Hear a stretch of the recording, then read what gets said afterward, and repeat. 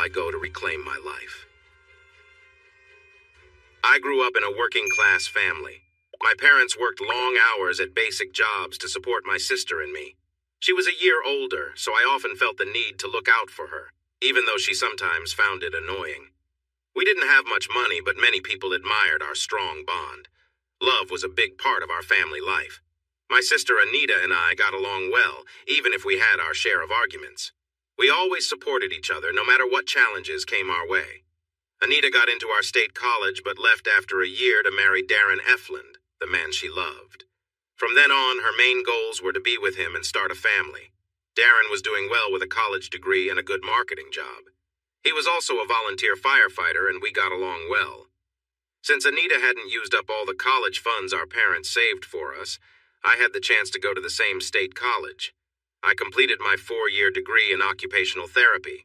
Luckily, I got a job with New Directions, Inc., where I helped people regain their mobility and adapt to daily life.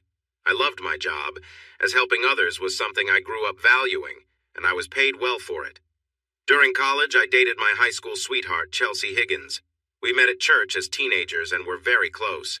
When I first met her, she was shy and kept to herself. Over time, I encouraged her to be more confident. She transformed from a timid girl into a beautiful woman, both inside and out. Everyone who met her admired her for her charm, but her heart belonged to me. Not wanting to share her with anyone else, I married her, and we started our life together. After 8 wonderful years, we had 3 amazing kids, 2 girls and a boy. Amber, who is 6, and Rhonda, who is 3, look just like their mother, while little Neil, who is 4, is my best buddy. The 2 of us team up to balance the girls in our home. Recently, we moved into a lovely home in a friendly neighborhood with great schools. We were just like any happy American family. "Wow, look who finally decided to show up this morning," Rachel said with a smile. "I'm not late. It's still 1 minute until 8 o'clock, I replied. "I'm on time according to the clock. You're just envious because I struggle to leave Chelsea every morning, and all you have is your cat," I joked. "Hey, my cat has been more dependable than any boyfriend I've had. Don't underestimate it. Tabby misses me when I'm away," Rachel teased back. Okay, I'll admit you have a point, but it's not quite the same, and you know it. "How's your day looking?" I asked. "It seems like a steady schedule. Besides our regular clients, we have 4 appointments this morning. But Paul, I really want to know how you pulled this off." "Pulled what off?" "What do you mean, pulled what off? How could you be at a movie premiere in California yesterday and back here in good old North Carolina this morning? Were you pretending to be someone else? What's going on, Paul? Tell me," Rachel pressed. "Pretending, California? Me? Rachel, I've never even been to California. What kind of silly stories are you making up? Is today some kind of joke day or something?" "I'm not joking, you are. I saw you on TV last night, clear as day, at a movie premiere. It was you. I would swear on a stack of Bibles. Let me think. What was the name of that new movie? I think it was Candlelight Virgil or something like that. When you walked onto that red carpet, my jaw nearly hit the floor. They showed your name as Pierre Dumont. It was you with your voice too, and that funny French accent you were using. It was hilarious." "Rachel, you must be kidding. That wasn't me. I've never been to California or any movie premieres. You're saying this guy looks a lot like me." "No, I'm not saying he looks a lot like you. He is you. Exactly the same. I'm serious," she insisted. "Well, they say everyone has a double. Maybe this guy is mine. So you say he's an actor? That could be worse. At least he's not someone shady. At least my double has style," I chuckled. "We should get to work. I'll have to look into this guy and see if you're just playing around," I said. I had a busy morning ahead, and while I was sitting down for lunch, I decided to check out this movie and the actor for fun, just to see what Rachel was talking about. I have to say the resemblance was striking. He dressed differently from me, but it was like looking in a mirror. He had a slight mustache that I didn't have, but otherwise he looked just like me. I read more about him. Same height, same build, same age, same eye color and hair color. The only difference was that he was from Europe, and I was American. Later that night at home, I showed Chelsea what I found online, and she was captivated by the resemblance. "Paul, you have to reach out to this guy and see if there's any link between you two. I've never seen such a close resemblance between people from 2 different countries before," she said thoughtfully. "I don't think it's anything special. Everyone has a look-alike somewhere. Now I know who mine is. I'm sure there's someone out there who'd love to meet you, but you know what? What? Tell me, she smiled, wrapping her arms around me and looking into my eyes. Even if there is another person who looks just like you, she can't match your amazing personality. You're truly one of a kind, I said, giving her a light kiss.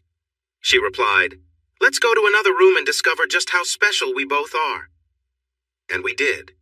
I didn't think any more about the resemblance I had with the French guy. It was just a funny story for a short time.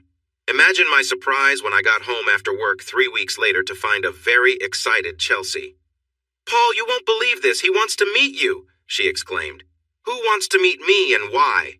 I asked, confused. Pierre Dumont. It turns out he's just as curious about our looks as we are," she said excitedly. "What are you talking about, Chelsea? How does this guy even know I exist?" "It was me. I sent him your picture, the one of you in that nice suit at my cousin's wedding. I shared it with his assistant, and he's just as eager to meet you. He's coming Saturday at the Excelsior Hotel. Isn't that exciting?" Exciting? It was just a funny coincidence, and I've moved on from it. Why did you send my picture without asking me first? Because you would have said no. Besides, it's not every day you get to meet a real actor. Even if nothing comes of it, think of how interesting this could be. He's very popular in Europe for a hit TV show. What if he's a long-lost brother? Wouldn't that be something? No, it wouldn't be. And I wish you hadn't done this, I said firmly. But why, Paul? What's the harm? She asked. You mean besides suggesting that my parents separated me from a brother at birth? How do you think that will make them feel if I start questioning my identity? I replied, a bit upset. Oh, I didn't think of that. But your parents are great. They'll understand. They're very kind, she replied. That's true, but I'd rather not put them in that position. Let me talk to my parents first, and then I can decide if I want to meet this guy. Oh, but you have to go. It's all arranged. I didn't arrange anything. You did. If my parents prefer I don't meet this guy, then I won't. Do you understand? If this means so much to you, then you can go. I will not disrespect my parents just because you want me to meet this guy, I said firmly. But if you don't go, you'll embarrass me. How can you do that to me? She replied. I haven't done anything to you. I came home from work today and found out you've been keeping things from me. If you're embarrassed, that's on you, Chelsea. I've done nothing to make you feel that way. She looked down, feeling sad. She knows how much I care for my parents and look up to them. Go ahead and talk to them, Paul. I understand. But show them his picture when you do. It might be interesting for them to see how much you look alike. They might also want to know about it and give you their support. The next evening I visited my parents and explained the strange situation. They were just as confused as I was, but then they surprised me with news I never knew. My mother began, Honey, you're grown now, and with all that's happening, it's time you learned something about your background. Your father and I wanted children for a long time but couldn't have any. The doctor said your father was fine, but I had some issues that made it hard for me to have children. We didn't want to live without kids, so we chose to adopt. Your sister was a blessing, and we loved her dearly. Then a year later, the adoption agency reached out to us about adopting a little boy. The only requirement was that we had to decide within 24 hours, or someone else would get the chance. We prayed a lot and felt this was our chance to have more than one child. All the documents were sealed. When we signed them and brought you home, we didn't know anything about your biological parents or your background. The only thing we had to agree on was to name you Paul. Your last name would be ours, of course. She continued, We wanted to tell you many times but worried you might feel unwanted by your biological parents or think it was something negative. We did everything we could to show you and Anita how much we love you. We would have told you right away if there had been any serious health issues with you or our beloved grandchildren, but you all seem healthy and happy. Why would we want to upset that? So we decided to share this with you if you ever wondered about your beginnings. You're our son, Paul, and that will never change. If this man, Pierre, is connected to you in some way, we understand why you might want to learn more. You have our support if you want to look into it. Who knows where it might lead? If I'd taken a moment to breathe, I might have exploded with happiness. I felt so much love and pride for this wonderful couple. I hugged them with tears in my eyes and thanked them for giving me a home filled with love, something I had been longing for. Chelsea was happy that I agreed to meet Pierre Dumont to see if there was a deeper connection between us. When we arrived at the Excelsior Hotel, we called the number Chelsea had. A strong man came down from the elevator and met us in the lobby. He used a metal detector on us, saying it was just a security measure for his client. At first he was surprised to see me, saying that if he didn't know Pierre was upstairs, he might have confused us. As we stepped into the presidential suite, the guard said, "Boss, you won't believe this." And we walked in. When Pierre and I saw each other, we were stunned into silence. We looked so much alike, same height and nearly the same weight. It was unbelievable. Pierre asked me to take off my left shoe and sock. I understood right away why. We both had the same webbed toes. We pressed our palms together, finding that every finger matched perfectly. We even frowned the same way and had identical dimples when we smiled. Chelsea gasped, "Oh my God, this is amazing, but how can this be?" Finally, I managed to speak. "Good evening, Mr. Dumont. I'm Paul Blaylock. I recently learned from my parents that I was adopted. How about you?" "The same," he replied. "I have some experts looking into my background right now. I think we both feel there's a strong connection, but I must ask if you'd be okay with giving a DNA sample to see if our suspicions are correct." "Absolutely." I was about to suggest the same. Seeing photos is one thing, but being in the same room and actually seeing us together is incredible. "I know, it really is," Pierre said excitedly. "By the way, this is Helena Moreno, my right hand, who helps me more than I can say. She's the one who reached out to your wife and arranged this meeting?" When I turned to greet Helena, I was taken aback. She looked like a model right out of a fashion magazine.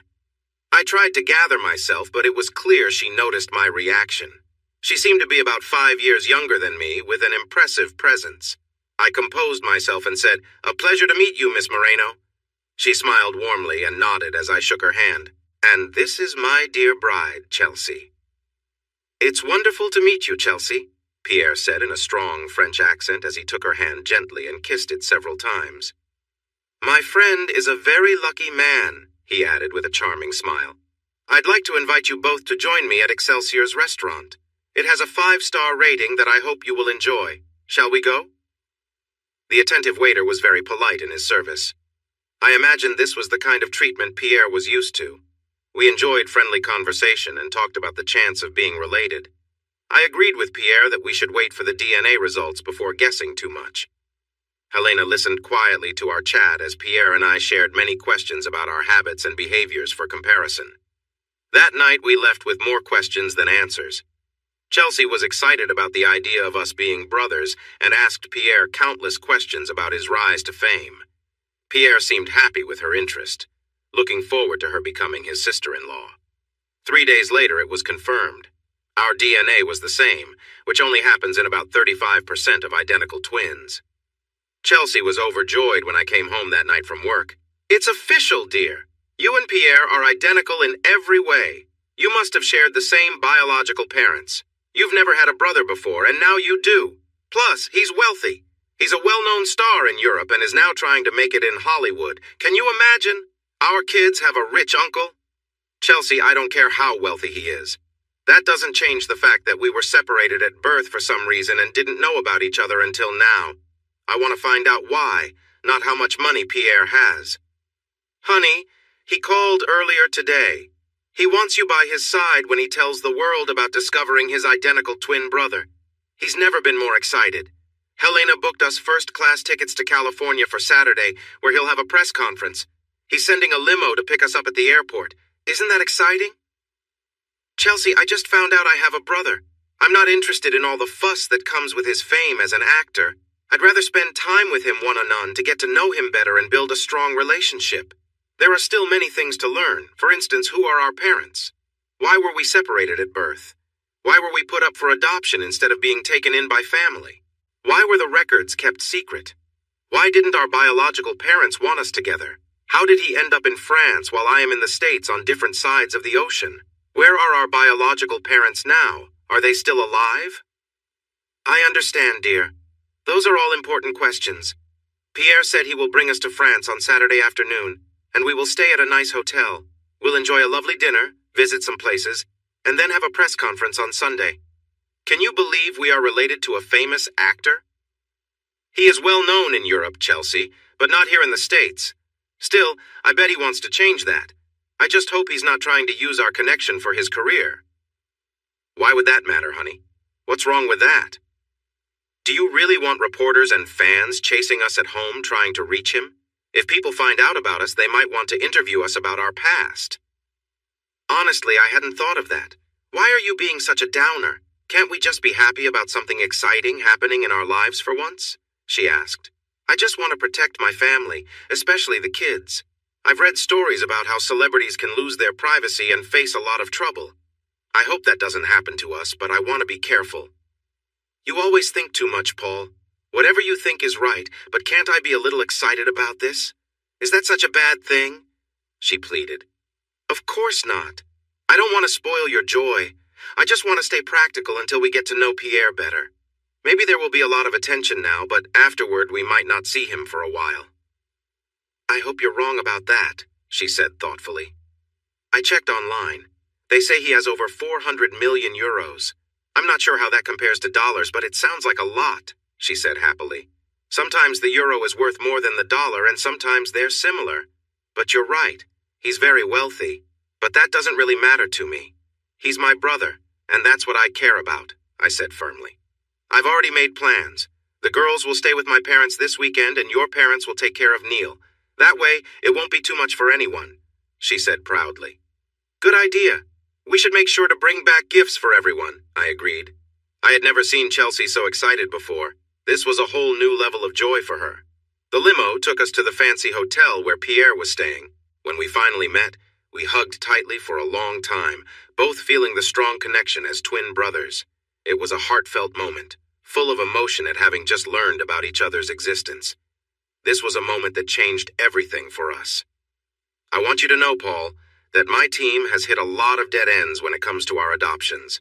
The records are sealed and likely hidden away, he said with a chuckle. That just means we need to look harder. I heard about someone from friends who knows how to handle these kinds of situations. He isn't cheap, but I don't mind spending the money. If there are any answers, he can find them. Are you okay with him searching for our past? He'll start with my side, but he'll also look into yours. I just want you to be ready. I've already told you what my parents know, and it's not much. I've talked to them, and they don't mind me discovering whatever truths might come up. Nothing will change how much I love them, and they know that. Great, Paul. My family doesn't have any answers either. It's quite a mystery, Pierre said. Your room is right next door. Your bags are already there. Why don't you both freshen up and get ready for a night out? It's my treat. People will be surprised to see us together, he chuckled. I'm well known at the clubs. Helena met us at the club, looking amazing. She reminded me of a younger actress, and I was curious how she fit into such a snug red dress. The cheerful woman offered me her arm while Pierre took Chelsea to our table. He had Chelsea laughing and smiling all night. To make him feel like part of our family, Chelsea danced half the dances with him and half with me. She seemed really interested in him, as if she knew him well. I figured it was because of his friendly face. I shared a couple of dances with Helena to be polite. Of course, I noticed she was attractive, like many men would, but I'm happily married and made that clear. Most of Helena's attention was on Pierre, and she tried to talk with me only when my brother and wife were on the dance floor. She seemed a bit distant, almost like she looked down on me for some reason, and I didn't understand why. Maybe she felt that her beauty gave her a special status. I could see that Chelsea was enjoying this flashy lifestyle. I didn't want to spoil her fun, so I let her enjoy her night. This fancy scene didn't appeal to me, unlike my lively wife. I had never seen her so expressive before. As we stood outside our room before saying goodnight, I shook Helena's hand and thanked her for a wonderful evening. Pierre gave Chelsea a friendly kiss on both cheeks and then on the lips before he left. When we entered our room, Chelsea spoke up before I could. Don't say anything. I know what you're thinking. It's a French thing. They kiss everyone for all sorts of reasons, she said. You might be right, but it seems strange that he didn't kiss either Helena or me, I joked. She didn't respond. Chelsea's excitement carried into our time together. We both felt very happy and tired after a long night and slept deeply. We traveled in a limousine with Pierre, Helena, and his bodyguard Gerald to the press conference. At the event, Pierre made a big deal about our story, how we were long-lost brothers who had come together unexpectedly. I stood next to him on his left, while Chelsea stood on his right. Helena was right next to me. and Gerald was moving around a lot. I felt uncomfortable from the start. Dozens of cameras flashed, and I felt like everyone was watching me closely. Reporters started asking me many questions, some of which felt too personal. Pierre had not told me to be ready to speak. After I left a few questions unanswered, Pierre gently nudged me closer to the microphone so everyone could hear me. It was clear he had planned this moment to help himself gain attention. I stepped up to the mic, cleared my throat, and simply said, "I'm sorry. I can't make any statements right now. I'm sure Mr. Dumont can share more details." I quickly stepped back, almost bumping into Helena. It felt like they were trying to keep me in the spotlight, thinking I would enjoy the attention. They were mistaken. Chelsea looked frustrated with me. Pierre quickly took my hand, lifting both of our hands in the air to show we were united to the reporters. He then asked Chelsea to share how she helped bring us together. She seemed comfortable and played up to the crowd while the cameras kept clicking. As Pierre and Chelsea talked to the audience, Helena leaned in and asked me what was wrong. I replied, "My name is Paul Blaylock, not Pierre Dumont. We may look similar, but we are very different. This whole scene isn't for me." Helena looked surprised. "What? You don't want your moment in the spotlight?" she asked, looking puzzled. "That's his game," I replied. "Not mine." Helena's expression changed, as if she was trying to decide if I was serious or not. "Everyone else I know seeks attention. What makes you different?" "I grew up in a caring family that taught me to be confident in who I am. I don't need the flashiness that many people chase after. I prefer things to be simpler," I replied. After Pierre's event was over, Gerald led us away from the excitement. "What happened, Paul? You seemed to zone out on me. Why did you hold back?" "Pierre, I did what you asked. I flew here, attended your announcement, and took countless pictures with you. You didn't tell me I'd need to give a speech, so I wasn't ready. That's your responsibility," I explained. "Looks like Chelsea took charge, too. She saved the day and kept things going while they finished asking questions. You've got quite the charming lady here, Paul." "You're lucky," Gerald said, and Chelsea smiled brightly. Pierre chimed in, "Oh my goodness, look at the time. We need to get you both back to the airport for your flight. If you miss it, the next one is a late-night flight, and you don't want that. Your luggage is in the trunk of the limo already. My driver will get you there on time. Oh, one more thing before you go. Tell him, Chelsea." Pierre nudged her. She looked excited. "That's right, I almost forgot. Paul, guess who is staying with us next week?" "Your mother?" I joked. "No, silly, Pierre. He says he's free right now and wants to get to know you better. I asked him to stay with us so the two of you can chat as much as you want. He can have the spare bedroom. Isn't that wonderful?" "But what about his security? Where will Gerald and Helena stay?" I asked. "Oh, they will be close by at the hotel," Pierre explained. "Besides, I have some other security plans that I think you'll like. Thanks for inviting him, Paul. See you both tomorrow night." Before getting into the limo, Chelsea received friendly kisses from Pierre. I got a warm hug and kisses on the cheek. Tears filled our eyes as we felt our special bond. We were still a bit shocked by everything that had happened. Chelsea chatted all the way home while I hardly spoke. I wasn't used to being so overwhelmed in my own home. I let her express her excitement. Once home, I took the kids upstairs for their baths. Chelsea was on the phone with her friends, happily sharing stories from the weekend. As the night settled down and we prepared for bed, she cuddled up to me, hinting that she wanted to be close again. "Sorry, honey. I'm tired from traveling. Tomorrow will be busy. Can we take a rain check?" I asked. "You've never turned me down before," she replied. "What's going on, Paul? You've never invited someone we just met to stay at our house for a week without talking to me first?" I was feeling upset. "Is that what's bothering you? He's your identical twin brother. I thought you'd be happy to have him here. He's a great guy. Just wait until you get to know him," she said. "You mean the way you know him already? From how excited you were about him all weekend, it seems like you'd let him take my place without a second thought." "Paul? Are you jealous of your own brother? That's one of the silliest things I've ever heard. Stop saying that. Do you understand? It's not right." "Am I? What are the two of you going to do alone in this house for a week while I'm at work? You'll be with him much more than I will. By the end of the week, you'll probably know everything about him that I don't. Then, maybe I should spend time with your parents and tell you all about them," I said, feeling heated. "You're such a fool. I was thinking of being nice to you tonight, but not anymore." She was angry. "Well, I guess you're saving your affection for my brother then?"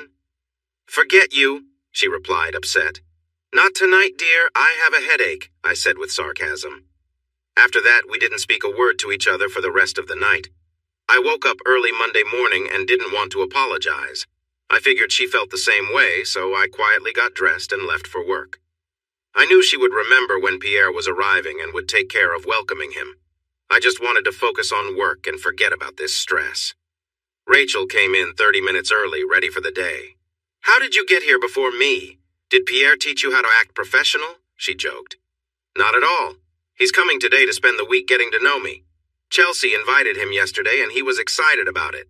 I asked her what she would do all week alone with him while I'm working. I saw some entertainment news yesterday. I noticed a lot of him and Chelsea, but not much of you." "What happened?" Rachel asked. "Apparently he wanted me to speak a lot but forgot to mention it to me.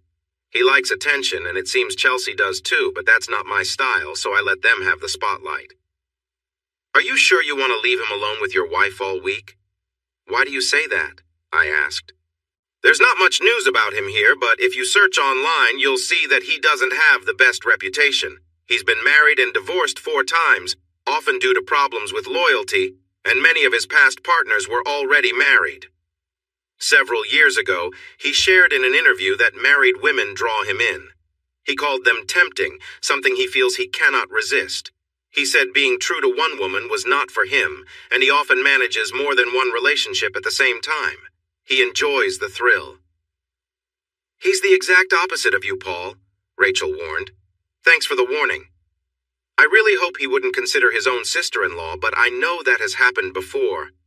I need to talk to Chelsea tonight to make sure she understands his tricky ways," I replied. "Working with people in occupational therapy also helps me. It keeps my mind busy and away from bad thoughts. I felt unsure about my new brother. I had a mix of feelings and wanted to know more about who we were and how we ended up in our different lives. I hoped his family could find some solid answers. I took my time getting home, arriving 30 minutes later than usual. I was surprised to see 3 security contractor trucks in my driveway and on the street.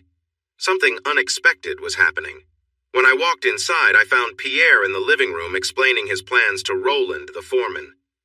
Chelsea came over as soon as she spotted me. "You're a bit late tonight, aren't you?" she asked. "Well, you know not every day is the same, Chelsea. I can't just leave a patient in the middle of an important moment. What's happening here?" She smiled. "It's a gift from Pierre for letting him stay here this week. I wanted him to talk to you first, but he insisted on going ahead." "I understand. Did he ask you as my wife not to message me about what's going on in my own home?" She looked down. "I thought you would be happy. Pierre's team is installing a new security system throughout the house. This way, while he's here, we'll know right away if someone is lurking around. And when he's gone, I'll feel better knowing the kids are safe. Parents have to be careful these days, Paul." "And what will this all cost us?" I asked. "I already told you it's a gift. We won't pay anything," she replied. "Maybe not in money, Chelsea, but it's taking away my peace at home. I wouldn't have agreed to this without talking about it first.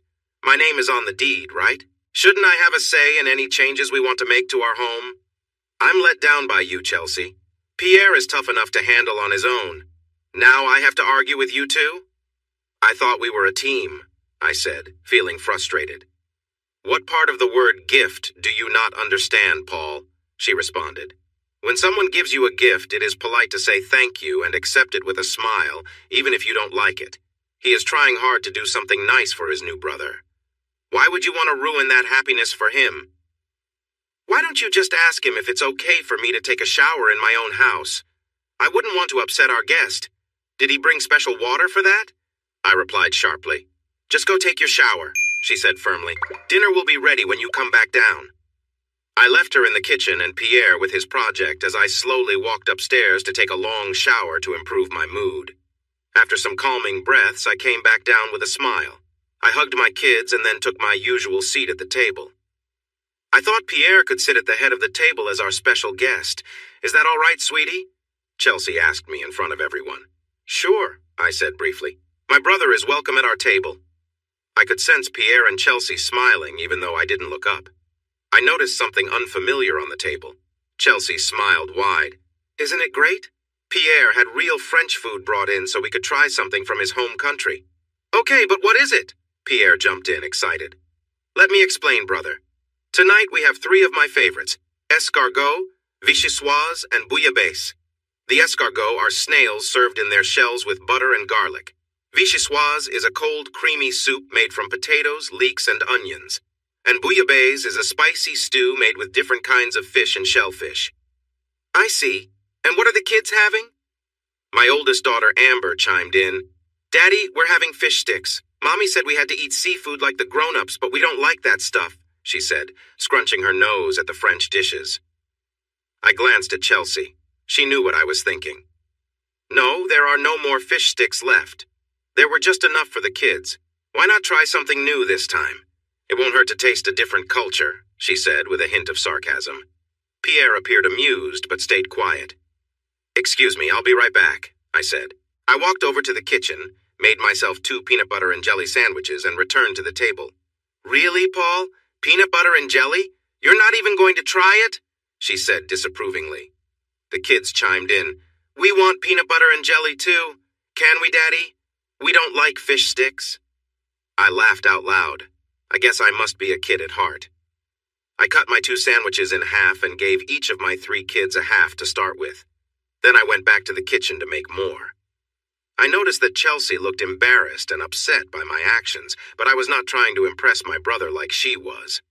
Honestly, I didn't believe Chelsea really liked the fancy dishes as much as she claimed. I'd never seen her eat any of them before tonight.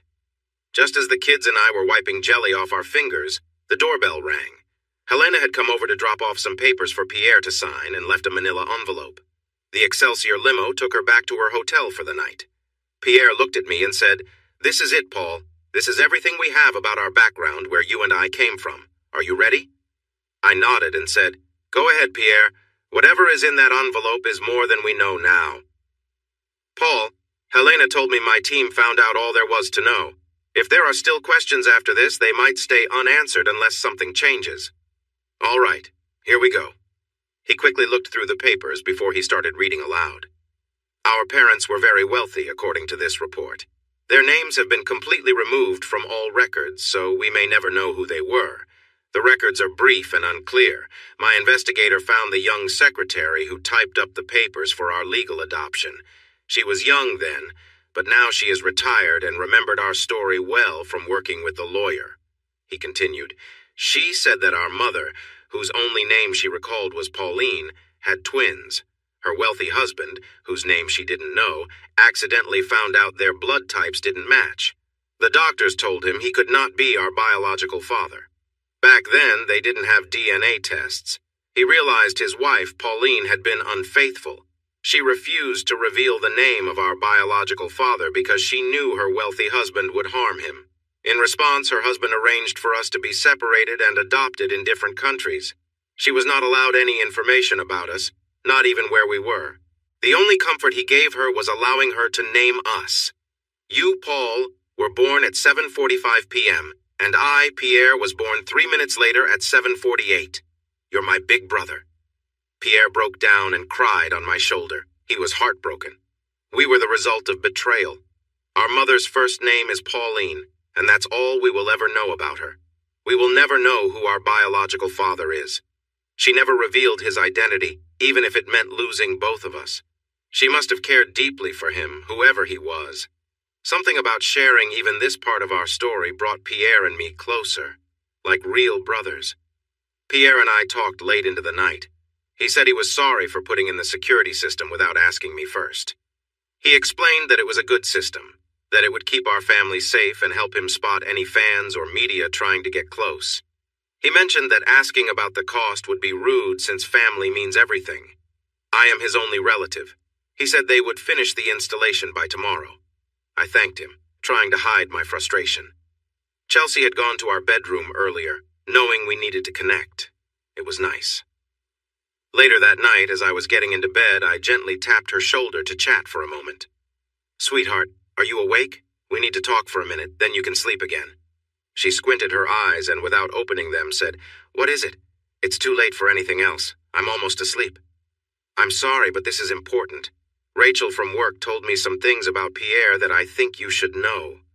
Like what? She mumbled sleepily. Since she learned about my bond with him, she did some research online. He has been divorced 4 times, and it seems he has a history of not being faithful. In an interview, he mentioned he enjoys pursuing married women and finds it hard to stay committed. He likes to date many women at once for fun. He's a real ladies' man.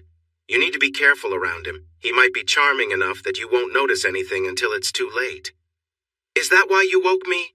He's your twin brother, and I'm his sister-in-law. Can't you set aside your worries? Just because he is rich doesn't mean you have to speak poorly of him. He has always been a true gentleman.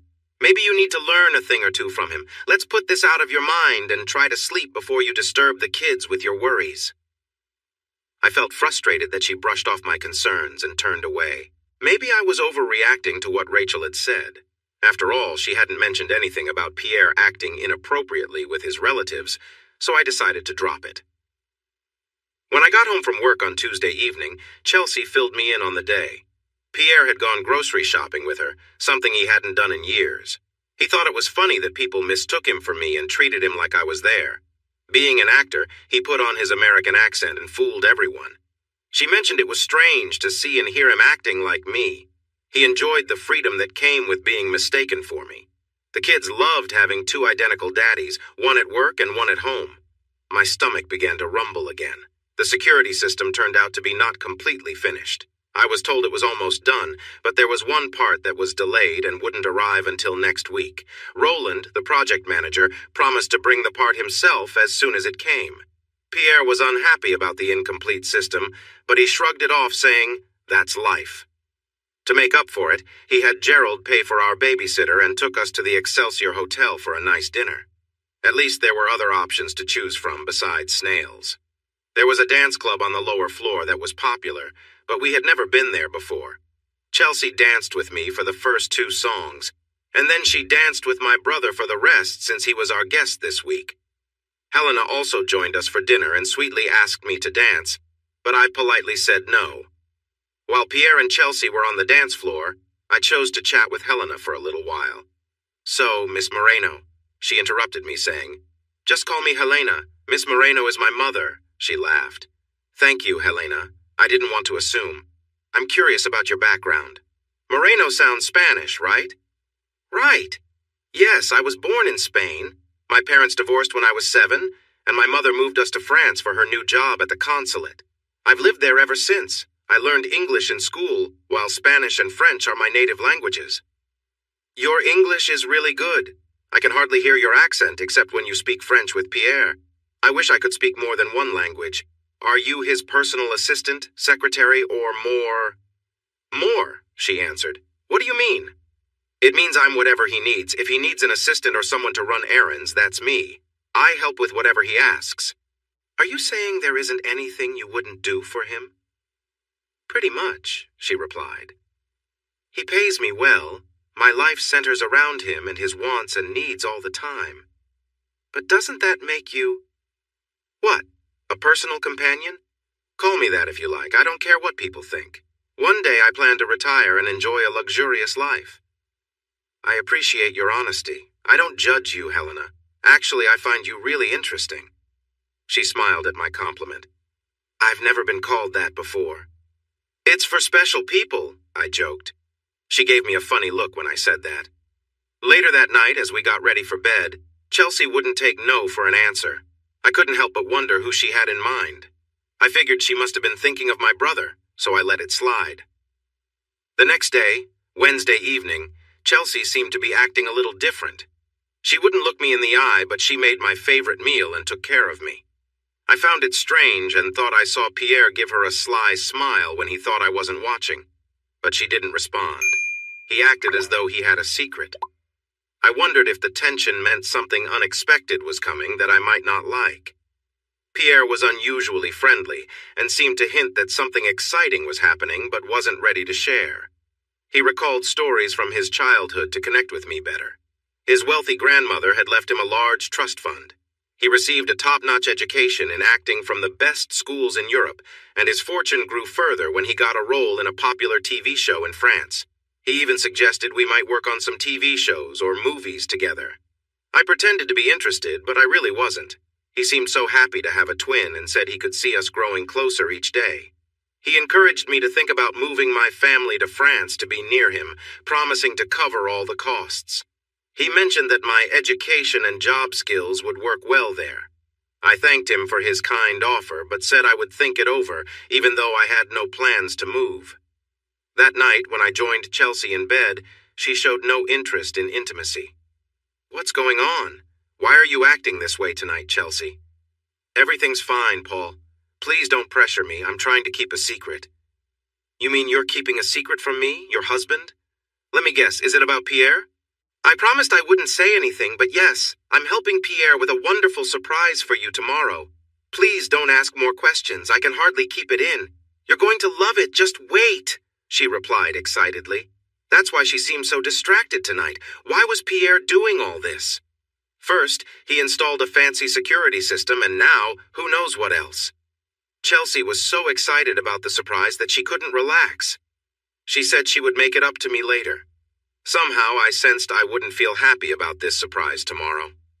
As usual, I hugged and kissed my kids before heading to work on Thursday. I felt relieved by the normalcy and the satisfaction I got from my job. Helping people through tough times brought me so much joy. I couldn't imagine a more rewarding career.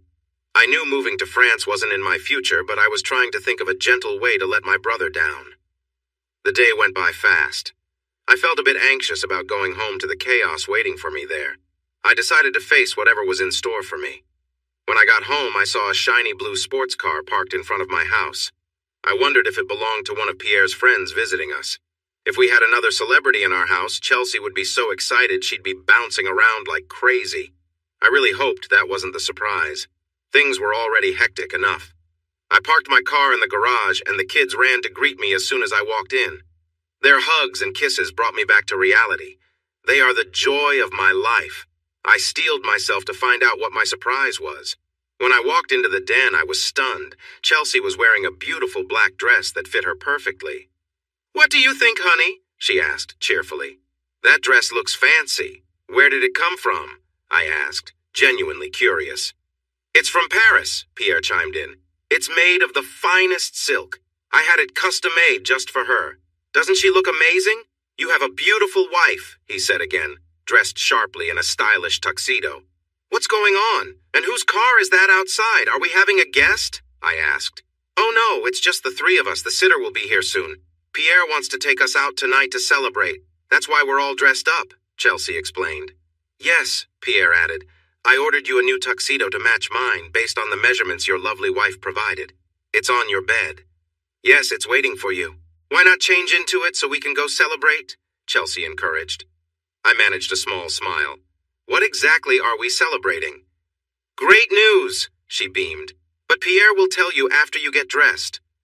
10 minutes later, I came down wearing one of my usual suits. "What happened?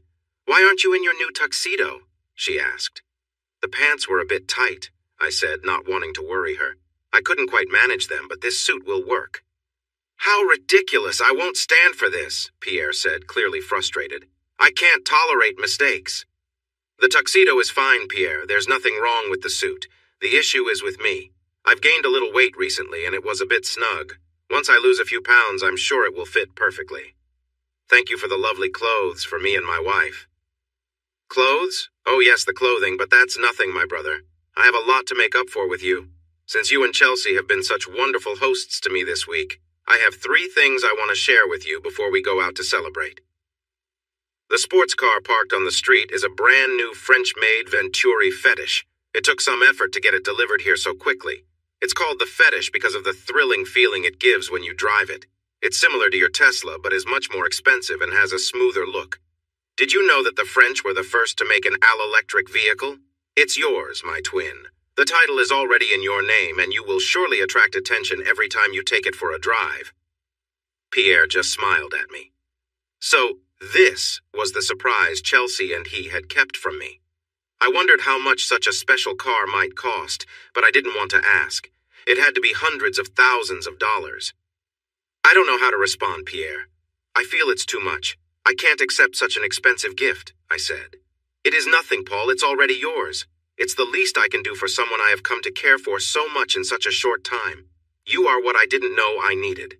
Now that you're in my life, I want us to be close always. However, I have one more thing to show you. Pierre handed me a manila envelope. What is this? I asked. Open it and see, dear, Chelsea said excitedly. I pulled out a set of papers and I recognized my signature on every page. I remembered signing these mortgage papers when I bought the house about 6 weeks ago.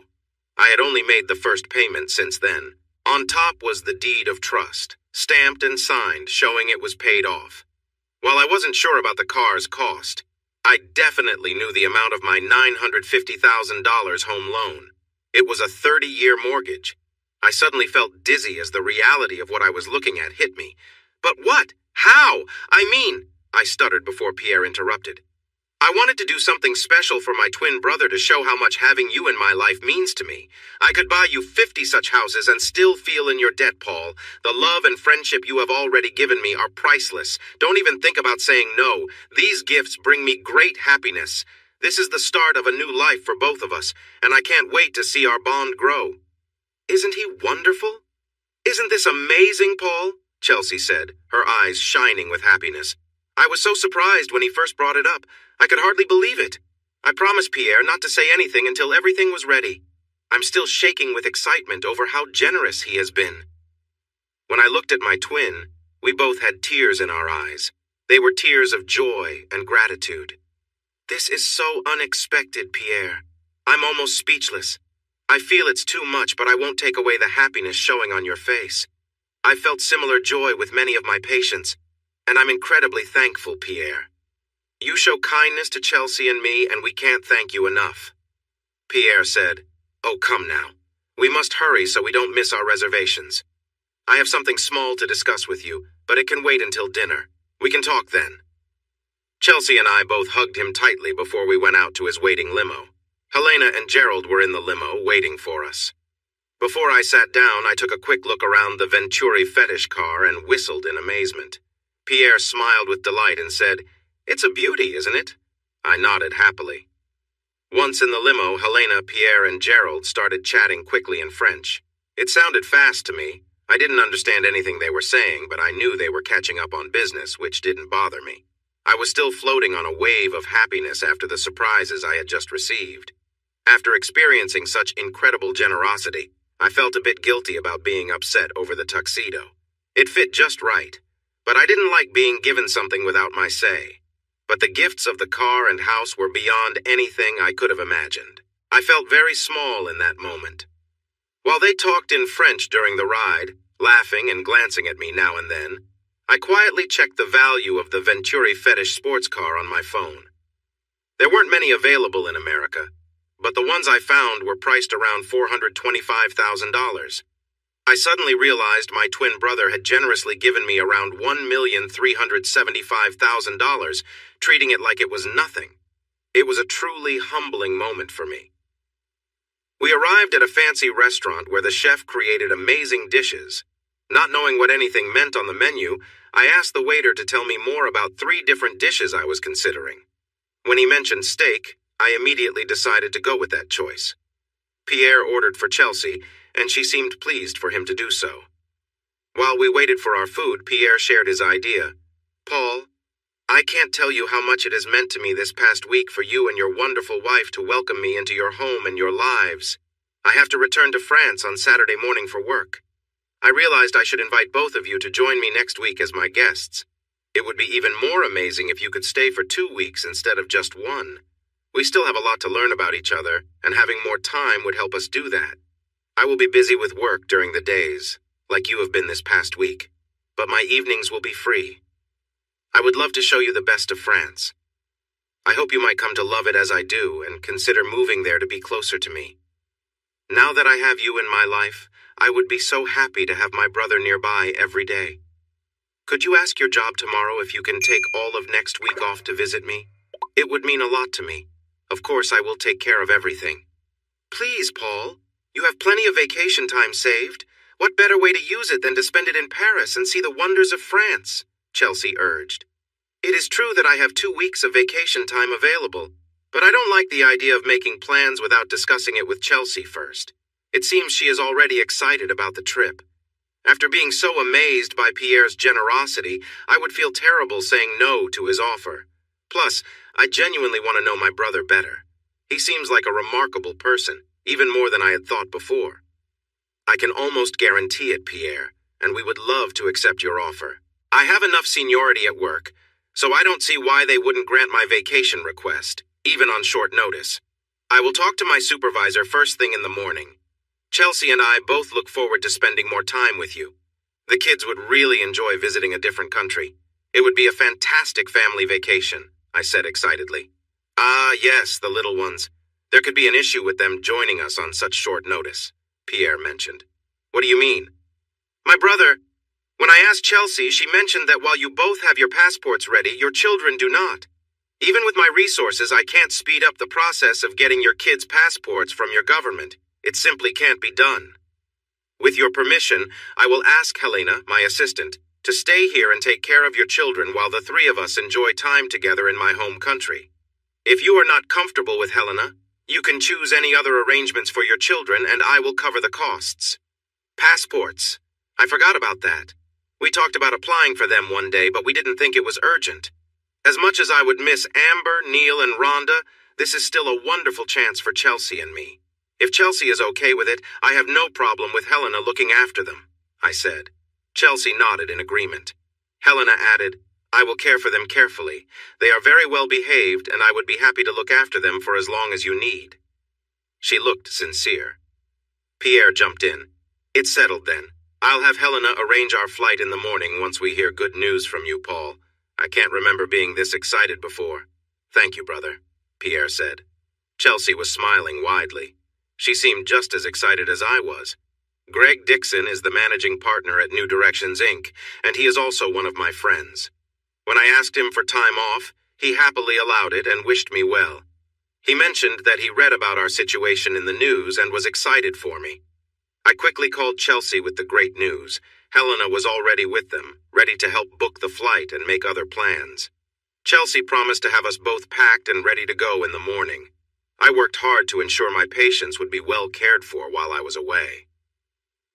Imagine my surprise when Greg called me into his office at 4:45 that afternoon, just 15 minutes before I was set to leave.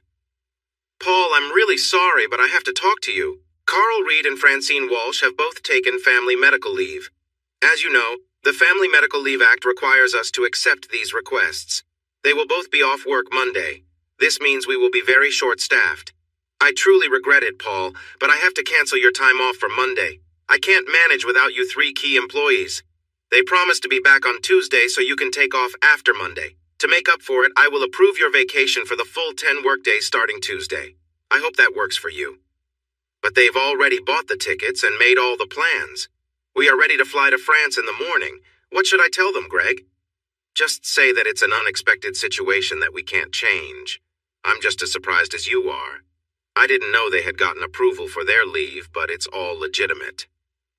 I don't know what else to say, Paul. And what if I don't show up on Monday? What then? Please don't joke about that, Paul. You are the best therapist we have. I'd really hate to lose you over this. Try to figure something out, but I expect to see you on Monday. After that, you can take 2 weeks off and I won't say a word, all right? I felt down driving home. I hoped that my and Chelsea's flight could be changed to Tuesday without too much hassle. The one good thing about this situation was that I could stay for 2 full weeks. That's awful news, honey, Chelsea said sadly. How can they do that to you after all this time? You're the best they have. Pierre, Helena, and Chelsea listened closely as I explained what was happening. I was thinking on the way home, could Chelsea and I change our flights to Tuesday instead of tomorrow? I can enjoy the whole 2 weeks after Monday and you and Gerald can leave tomorrow to handle your business. We'll just catch up with you on Tuesday. Does that work? Chelsea looked down as if I had taken away her favorite toy. This was such an exciting trip for her and I was making things tricky. But sweetie, I've already packed for tomorrow, she pleaded.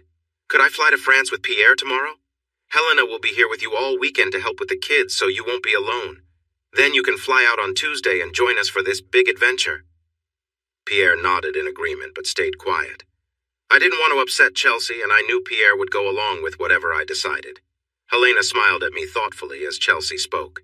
I pretended to think for a moment before saying, "Sure, why not? It could give me a couple of days to try out my new car. I'm looking forward to taking it for a drive." I laughed. Chelsea added, "Absolutely, honey. You do that. Isn't all of this exciting? Since our things are already mixed together, how about I take everything tomorrow? That way you can fly out on Tuesday without worrying about a thing, and we'll pick you up at the airport, right, Pierre?" "Of course," Pierre agreed. "I'm sad you can't leave with us in the morning, Paul, but excited you'll have 2 full weeks with me at my place. Enjoy your new car this weekend. It's a mixed blessing, isn't it?" Early Saturday morning, my 3 kids, Helena and I, waved goodbye to Chelsea, Pierre, and Gerald at the airport.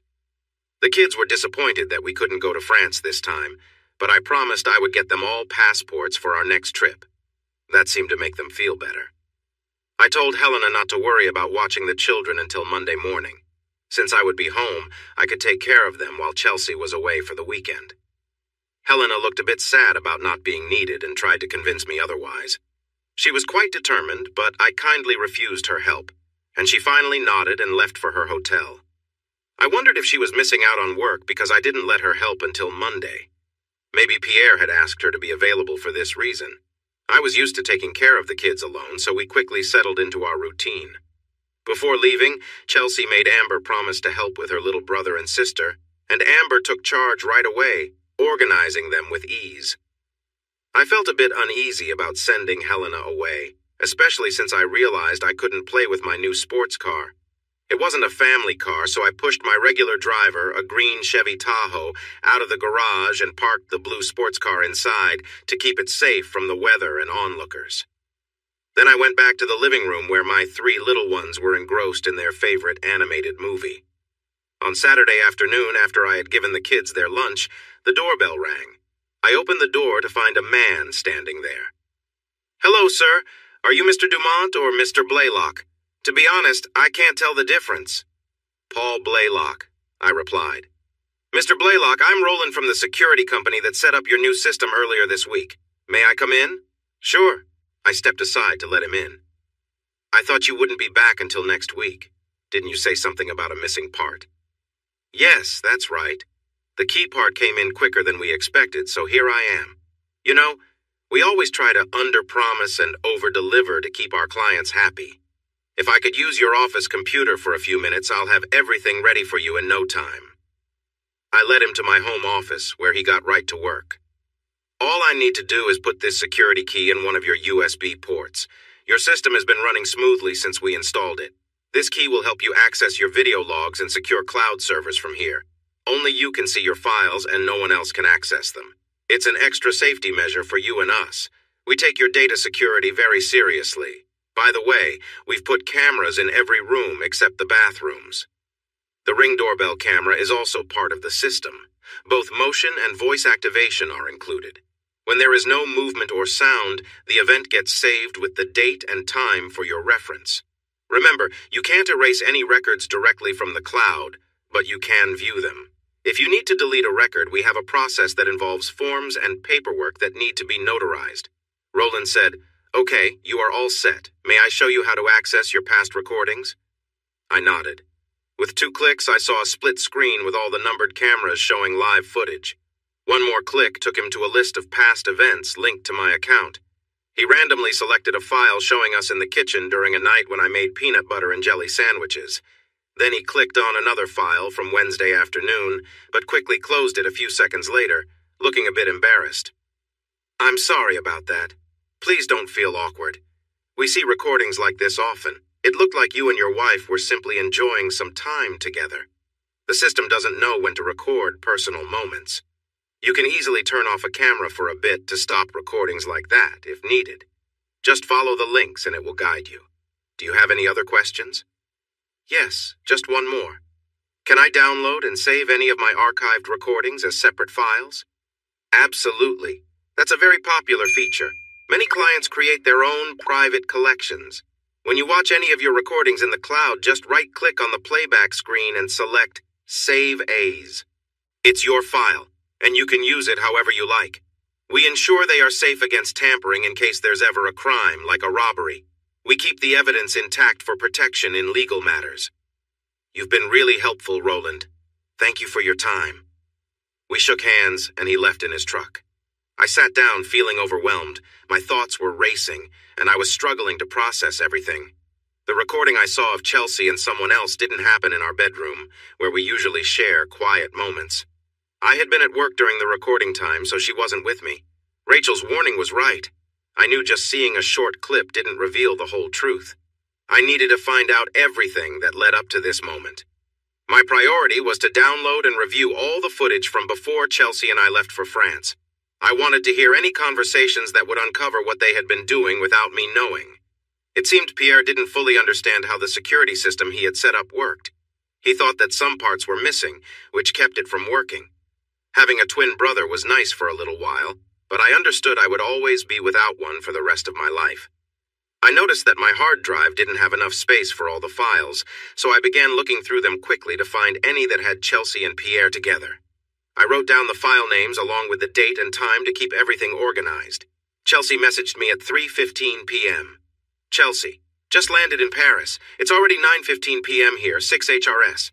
Ahead of you. The nightlights are beautiful. Me, sounds great. Chelsea, how's Helena? Me, not sure. Chelsea, isn't she with you? Me, no, Chelsea. Pierre will be upset with her. She was supposed to help you. Me, I don't need help until Monday. I sent her to a hotel until then. Chelsea, he'll still be disappointed. Me, it's my fault, blame me.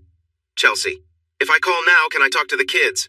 Me, sorry, they're napping, maybe later. I lied. Chelsea, okay, not sure when I can call again, the time difference. Me, okay. Chelsea, I'm really excited, gotta go now. Me, okay. Chelsea, send my love to the kids, love you too. Me, okay, bye. Chelsea, hugs and kisses. Me, bye. She didn't even notice I hadn't said anything sweet back. Her excitement was through the roof, and I hoped it would keep her distracted. I wasn't ready for any tough talks. But I did wonder why Pierre would be upset with Helena since I had sent her away. Did he think I couldn't take care of my own kids? I took the kids to Costco. External hard drives were on sale for under $100, so I bought 2. We also went to the toy aisle, even though there weren't many toys available outside of the holidays. I let each kid choose one item, which made them happy. On the way back, we stopped at McDonald's, where they spent a lot of energy in the playground. We all had fries and a milkshake to hold us over until dinner. Once we were home, I kept scanning the log files for the rest of Saturday. I was tired, but finished my quick searches and ordered pizza for dinner. My kids could eat pizza for every meal without complaining. After I put them to bed, I noticed how messy the house had become. I smiled as I picked up after them. It was not a burden. Nothing was more important to me than those 3. I tried not to think about what I knew Pierre and my wife were doing while I waited to arrive on Tuesday. What a situation. I knew I wouldn't fall asleep anytime soon, so I started downloading the 26 files I had marked for review onto my new external drive. One drive was enough, but it almost filled up because the files were large from being recorded in high definition. I finally fell asleep around 2 a.m. I didn't set an alarm since my 3 children woke me up at 7 a.m., eager for my special flapjacks. No, I didn't get enough sleep, and yes, the kitchen was a mess afterward, with syrup all over the kids, but I didn't mind at all. After cleaning them up and tidying the kitchen, the phone rang. "Hi, honey, can you hear me? I'm calling from France," an excited voice said. "Oh, hello, Chelsea. Wait a moment, the kids just finished breakfast." I handed the phone to Amber, who chatted with Chelsea for several minutes. One thing caught my ear when Amber said, "No, she didn't spend the night. She's not here. Daddy's watching us." Why would Chelsea ask if someone else had stayed over? I whispered to Amber to pass the phone to Neil and Rhonda after her. When Rhonda, who is 3, said, "Okay, Mommy, here's Daddy," I took the phone and turned it off so it wouldn't ring again. Chelsea would think Rhonda had accidentally turned it off and would not worry about not being able to talk to me. I waited about 15 minutes before turning the phone back on. It rang almost immediately, but surprisingly, it wasn't Chelsea. "Hi, Paul. How are things going with your newfound twin?" I couldn't help it. I broke down and cried on the phone with my sister. We might not be related by blood, but our love and bond were stronger than anything I felt with Pierre. Anita, thank you for calling. I'm about to lose it trying to figure out everything. What do you mean, Paul? Is Chelsea's plane okay? Did it make it to France? Yes, it did, but that's not the problem. Chelsea is being unfaithful with Pierre, and it's tearing me apart. I can't believe it. Are you sure? I'm certain. I need to look through several video recordings to understand what has been happening without my knowledge. But my kids have to come first, with Chelsea in France and me here with them. Anita interrupted. I'm so sorry. This is awful. Just tell me what you need. Darren and I plan to take our kids to the water park today, and I was calling to see if you wanted to join us. We can come by in about 30 minutes and take them off your hands for the day. I couldn't ask you to do that, Anita. 5 kids at once? Are you serious? No worries, little brother, she laughed. Mom and Dad will be there to help out. They love having all 5 grandkids together. We'll have them back by 8 tonight, well-fed and completely worn out. How does that sound? Sounds perfect, sis. The kids can have a fun day, and I'll get a chance to go through these recordings and put everything together. I need solid proof before confronting him. Pierre is wealthy, so I need to be cautious. Anita and I hugged tightly as she left the house with my 3 kids. My first task was to turn off the camera in the office, where I'd be spending a lot of time. With the house empty, I didn't need to worry about playing recordings out loud, so I turned the volume up to catch every word.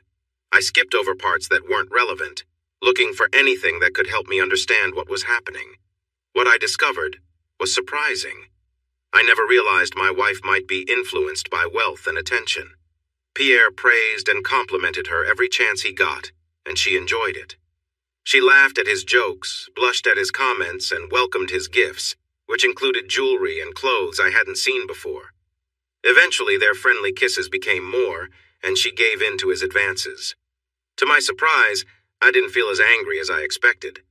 Watching them interact felt like watching myself, except with his voice. On Tuesday, I saw them sharing close moments, and I noticed that evening my wife seemed particularly affectionate with me, though it was clear her mind was elsewhere.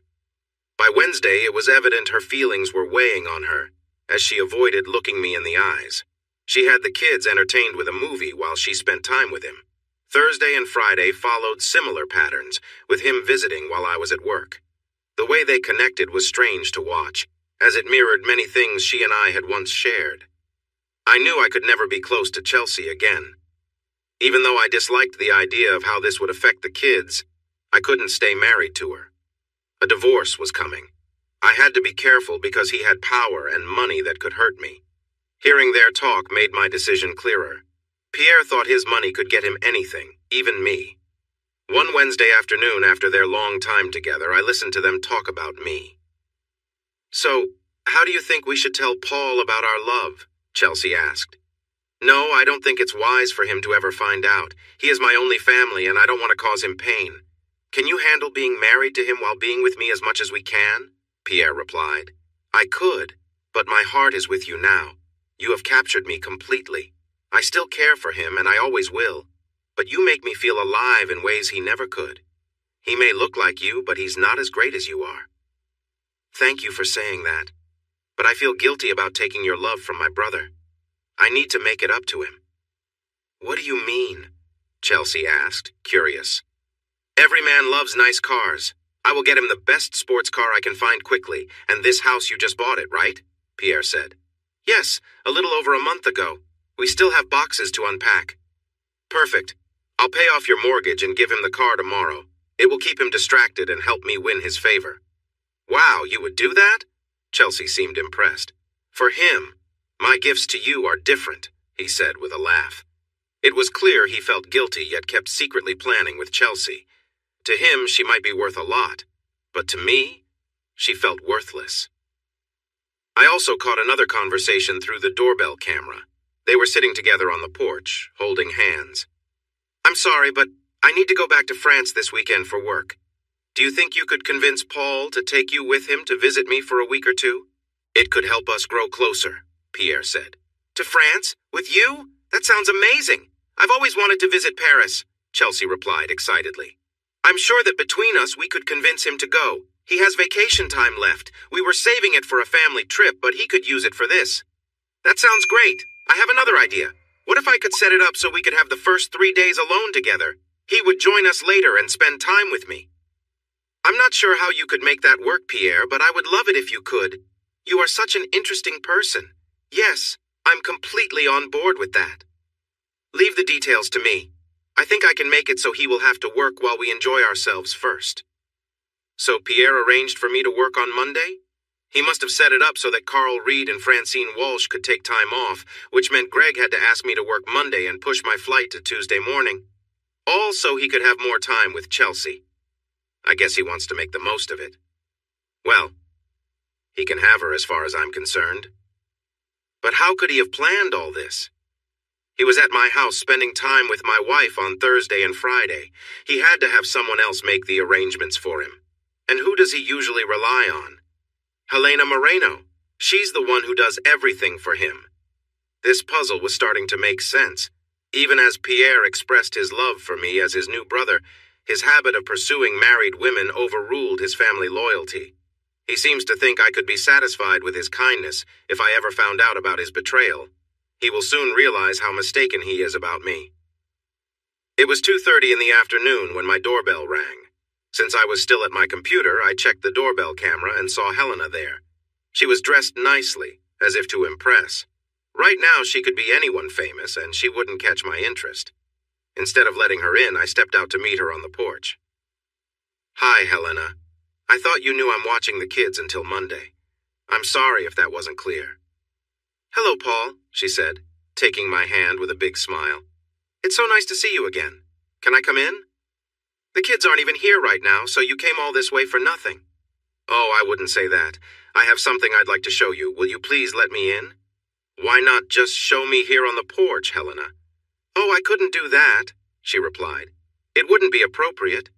Well, I don't think it would be proper for me to be alone in my house with you dressed like that, so if that's all, you can go. What? I don't understand. I thought we had a connection, Paul. Please let me inside and I'll explain what I mean. So this is the moment you said you would do anything for Pierre. Is that right, Helena? I don't know what you're talking about, Paul. Oh, really? Let me help you out. Pierre's security guy came by yesterday and set up my security system, so it's ready now. Roland passed that along to Pierre. How am I doing so far? She gave me a blank look. Pierre knows I sent you away until Monday, and he's not happy with you. Why?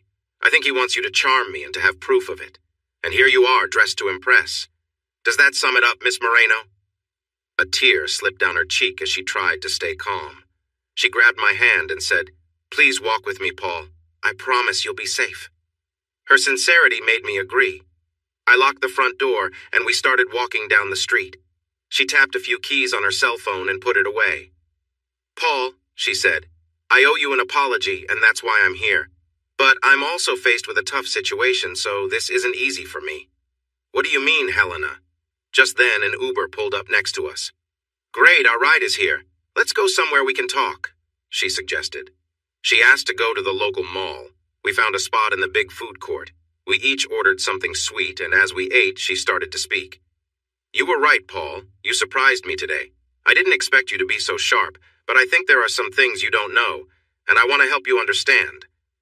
I noticed how everyone passing by seemed to be drawn to the stunning woman across from me. It was hard for me, too. Helena, I might know more than you think, but I won't share everything with you now. You work for my brother, and you've made it clear where your loyalty lies. I'm not sure what you want to achieve today. You were correct about everything. I was supposed to be with you this weekend, helping with the kids and trying to gain your favor. Pierre was told your security system is now operational. He's targeted your wife and asked me to do whatever it takes to win you over in your home so they can use it as proof if anything happens. He believes that if you're unfaithful to Chelsea with me, then you have no reason to complain about her being unfaithful to him.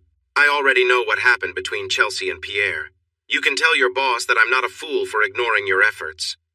I assume Chelsea knows about him offering me this pass? Helena nodded to confirm. That means she's part of his betrayal, too. I figured as much. Why are you telling me all this, Helena? Couldn't this get you in trouble at work? That's why I mentioned this might end my career. Pierre has no idea I'm sharing this with you. When he sees the video from your front porch, he might think that my attempts to get close to you led me to take you somewhere I could persuade you to listen to me. He might believe that afterward we'd return home where everything would be saved. Yet here you are being honest with me. Why would you risk your job like this? I've helped Pierre with this kind of thing before with the husbands of other women he pursued. In those cases, the husbands were often already unfaithful or treated their wives poorly. I thought I was helping those women escape their unhappy situations, but your situation is different. You and Chelsea have a happy family with 3 young children. From what we found out, you have never been unfaithful and likely wouldn't be. The only thing Chelsea would gain from Pierre's actions would be her wedding vows and her family duties. I strongly disagreed with his plan to go after her, but that might have only made her seem more attractive to him. He might think that if he can win your wife, it would boost his ego. From where I stand, Helena, he used his money, status, and charm to distract her. It also doesn't help that he looks just like me. What he did is awful. He's ruining my family just because he can. Does he really think I would accept this? He hoped you'd never find out. To ease his guilt, which I've never seen him do before, he gave you the car and helped with the mortgage. In his mind, he thinks he's just borrowing her for a little while and will return her to you later. He doesn't understand that people here don't see relationships the same way Europeans do. Nothing could be further from the truth. I plan to divorce her, and then she can follow her dreams wherever they lead. But how can you say that, Paul, when you only have your suspicions? With a man like Pierre Dumont, you need solid proof. It seemed Pierre didn't realize that my security system had been working from the very first day. The lack of a key didn't stop it from gathering information.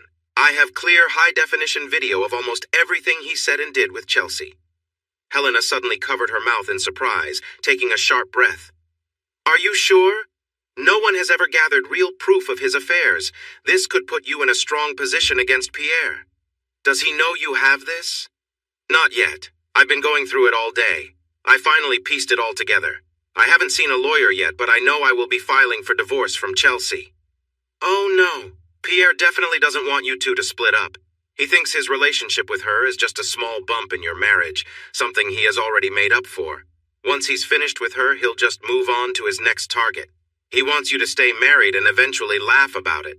After all, you are his only brother, his only family. He believes in sharing everything. I don't see him as a brother anymore. I have a sister whom I love, but to him, I feel no connection. He is no longer part of my life, and I refuse to let him back in. Are you really serious, Paul? This will crush him. I knew it would catch up to him one day. Crush him? I doubt it. He wouldn't have hurt my wife, my family, and my life if he cared. To him, I'm just a tiny bug on his windshield. That's not right, Paul. You don't know him like I do. I've never seen him care about anyone else until you came along. He will be heartbroken. I know I'll have to deal with Chelsea often until the kids grow up since we share custody. But I will cut ties with Pierre and everything connected to him, only looking to upset his life like he did mine. But what can you do to him? He sees you as small and himself as powerful. He could easily push you aside if you challenge him. He has endless resources. Don't worry about me, Helena. I'll manage.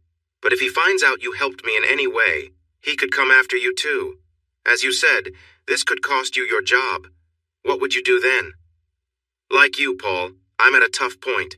If you decide to divorce, which it sounds like you will, Pierre will strongly try to convince you to change your mind. If you make this public and embarrass him, he could cut you off and use his power against you. I've seen what happens to those who stand up to him. Many have been hurt, but nothing connects back to him. I have not been able to charm you like he wanted me to. He might try to make me lie and say we were close while your wife is away. That would make it hard to know who to believe, and he wins in the end. Everyone else I've had to deal with deserved it. You don't. Your honesty, character, and strength are rare these days. You are a special person, Paul Blaylock, and I mean it. I don't want anything bad to happen to you. I'm curious about something, Helena. If you don't want to share, I'll understand. What do you want to know, Paul? I've already told you most of what I know. This past Thursday, when we were all in the car and the 3 of you were talking in French, what were you discussing? Helena hesitated, unsure if she should answer. I didn't want to say anything that would make Pierre look worse, But since you asked, he bragged about having been with your wife at your house, which is why Gerald looked at you the way he did. I was upset with Pierre's behavior towards his family. He dismissed my concerns, saying you were well compensated with gifts, and told me to stay quiet. He mentioned that I would soon enjoy being with you to keep me in line. He picked out this outfit I'm wearing now and had me send him a picture right before I came to your place this afternoon. I'm sorry, Paul, but that's the truth. For him, being with another man's wife is a way to feel powerful. It's more about the control than the act itself for him. I need to know, Helena, you have to choose a side now. Look me in the eye and tell me, are you still with Pierre and therefore my enemy? Or are you my friend, maybe my only friend? She looked straight into my eyes for a long time, and I sensed something there that I hadn't seen before. Was it kindness? Determination? I couldn't tell. I've been unhappy with Pierre for a while. He has treated me well and paid me a good amount, but I feel like I'm giving up parts of myself. I'm close to what I need to retire, but not quite there. If I'm going to leave him, you and I need to plan things carefully. If he suspects I want to switch sides, he will do everything to keep control. If we pretend for now, it will give us both time to figure out the next steps. I don't know why, but I believe you, Helena.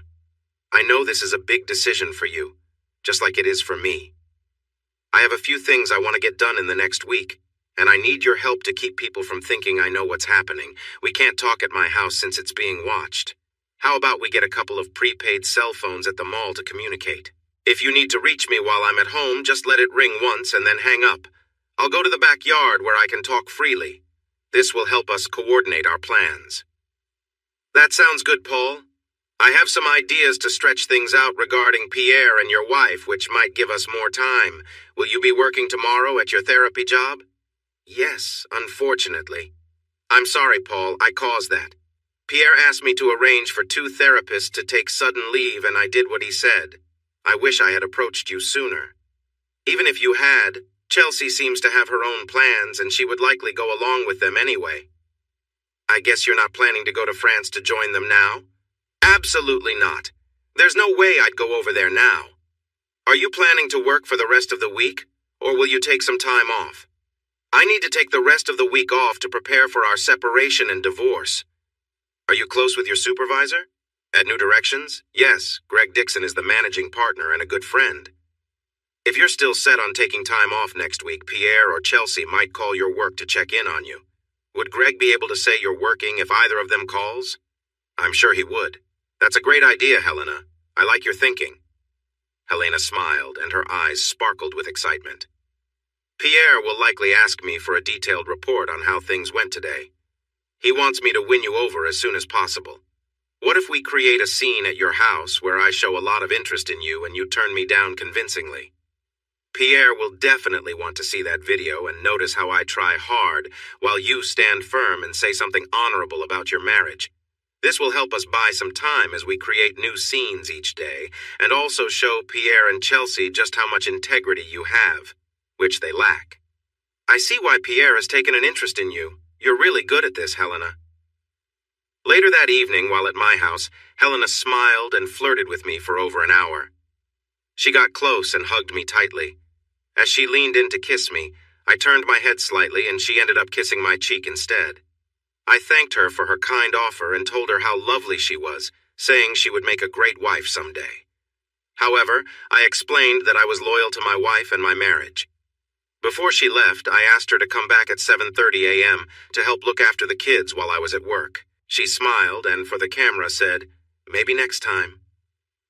Not long after Helena left, the kids Amber, Neil, and Rhonda came home looking very tired. I gave Anita a big hug and thanked her for her help. I didn't want the kids to bathe first, so I quickly tucked them into bed. Even though I was busy at work, especially with the extra duties from Carl and Francine's absence, I used my free time to search for new apartments that would be good for me and the kids. I wanted to move out of my house for 2 reasons. I felt hurt by my wife's betrayals, and also because the house was paid for by someone I didn't want to be reminded of. I found 3 places I wanted to visit before making a choice. Greg assured me he would cover for me at work, especially since I was facing a divorce. He asked the office secretary to send all my calls directly to him without commenting.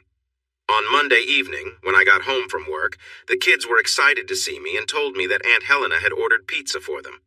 Helena mentioned she was making a chicken casserole that was almost ready. She suggested I take a shower while she finished up. I was surprised to see her taking care of things at home like this. When I came back downstairs, the table was set, and the kids were sitting with their pizza on their plates. Helena served me a generous helping of the casserole, and then took some for herself. "This is my mother's recipe," she said. "Everyone who tries it usually wants more." She watched me as I took my first bite. "Delicious," I said. "After what Pierre made, I didn't think I'd enjoy French food, but you have changed my mind." My words were honest, and Helena was very happy to hear them. Later that evening, after the kids were all washed up and tucked in, Helena read them a bedtime story. They listened closely, captivated by her soothing voice. I watched from the doorway, impressed by this unexpected side of her. We spent some time watching TV together downstairs, and Helena sat beside me, playfully chatting and making light jokes. I felt quite flattered, but decided to keep things friendly and gently sent her on her way. Late that night, I spent time alone, thinking back to the recent events with Helena and wondering if she was doing the same. On Tuesday morning, I pretended to head to work, drove off, and then waited nearby. After feeding the kids and getting them ready, Helena loaded them into Chelsea's car, locked up, and left the house. She met me a block away, and we went together to a childcare facility nearby, where she dropped them off for the day. We then spent the morning looking at apartment options.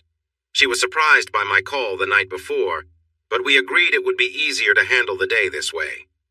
After touring 3 places and hearing her advice, I signed a short-term lease. We had a nice lunch together before I arranged for a nearby storage unit. Just as we were wrapping up, my phone rang around 3 p.m. as expected.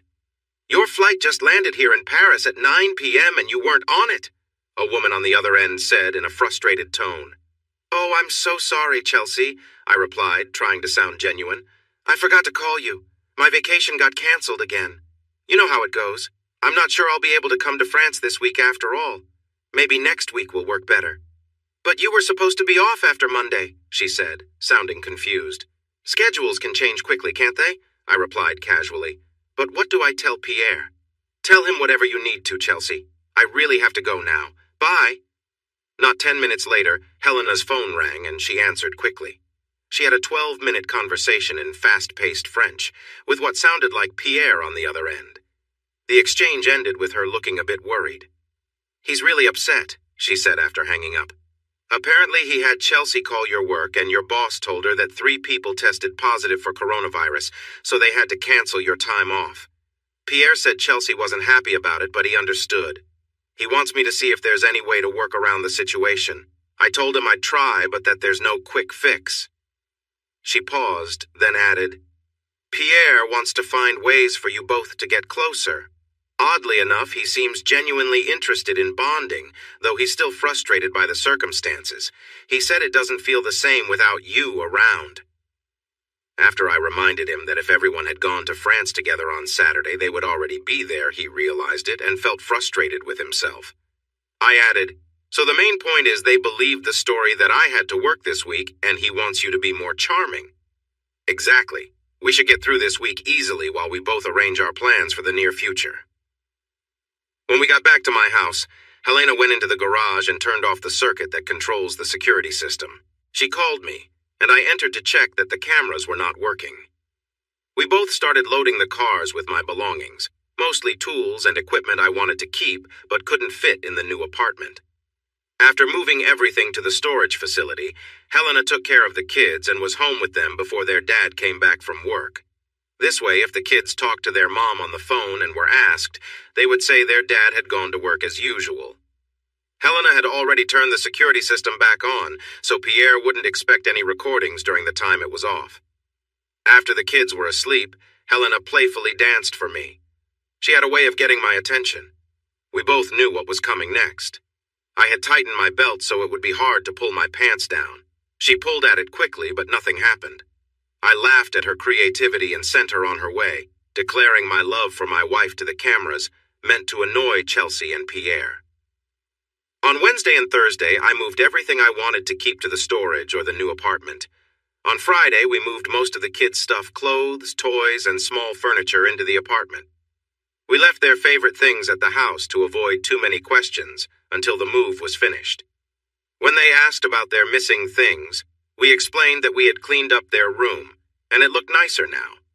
Chelsea called every evening around 7. As soon as I saw her name, I handed the phone to the kids, making sure she couldn't talk to me. I knew that frustrated her, but I didn't mind. Each night ended with Helena trying but failing to get me into trouble. On Thursday night, I pretended to be very angry and harshly told Helena to leave. This entire scene was planned out beforehand by Helena. We had moved enough dishes, pots, pans, and utensils to meet our simple needs. On Friday morning, I rented a truck to move the main furniture from the children's room to our new apartment. I also stored the washer and dryer. I called the power company to disconnect electricity from the house and asked the water company to turn off the water supply at the street. The cable and internet provider also disconnected their services. The house was completely cut off from all utilities. My brother-in-law, Darren Efland, still worked as a volunteer fireman.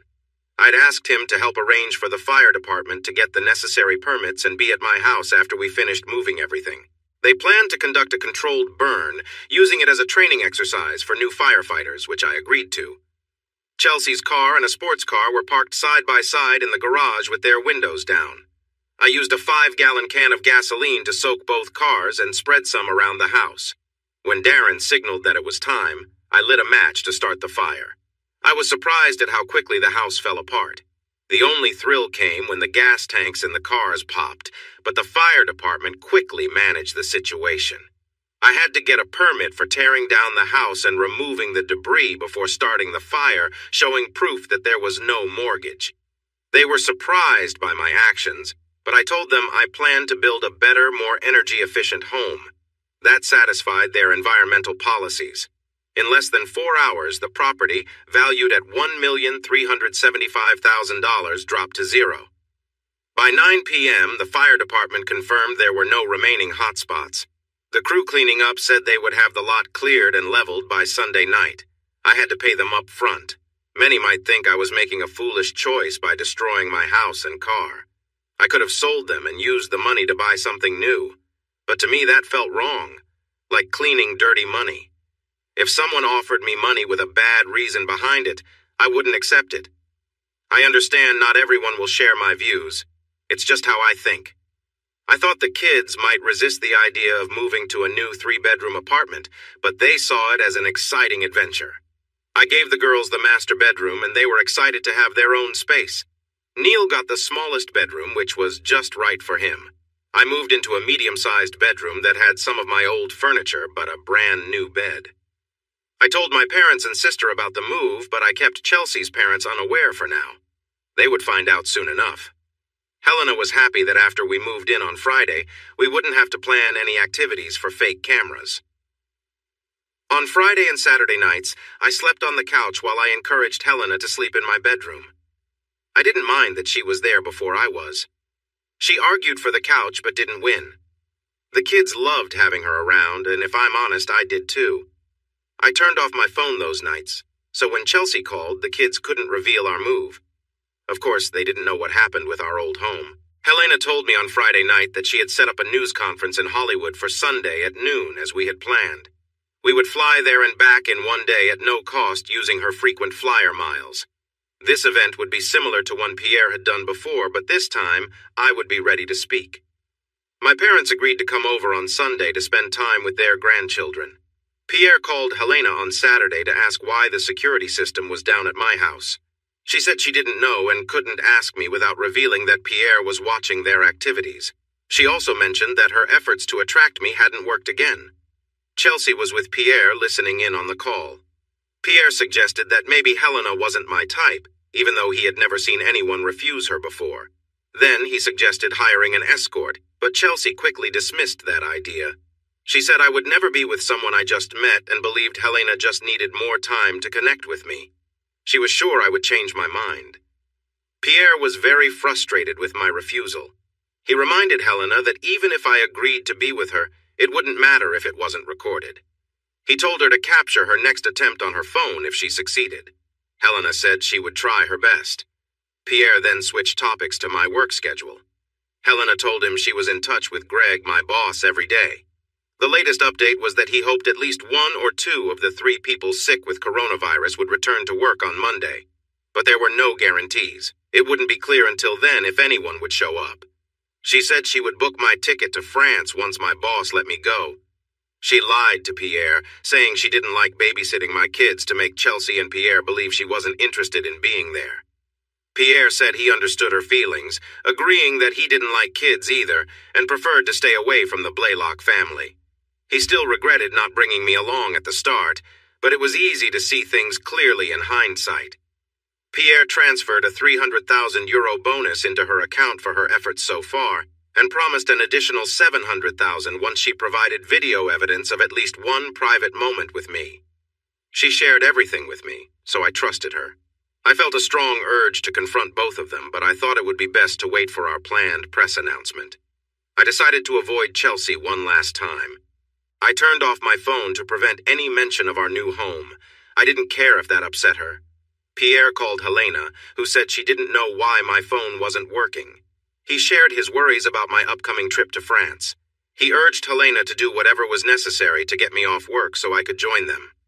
My parents arrived at the apartment at 7 a.m. to look after the kids in their new place. Helena and I headed to the airport to fly to California. We reached Hollywood 2 hours before our noon press conference, giving us time to collect our thoughts and finalize details. At noon, we noticed there were only a few reporters present compared to Pierre's earlier news conference. Maybe noon wasn't the best choice for timing. Still, once the story was shared, it wouldn't take long for it to reach news channels in France and globally. Good afternoon, everyone. My name is Paul Blaylock. I am the recently discovered identical twin brother of French actor Pierre Dumont. I stand before you today to share some very troubling news.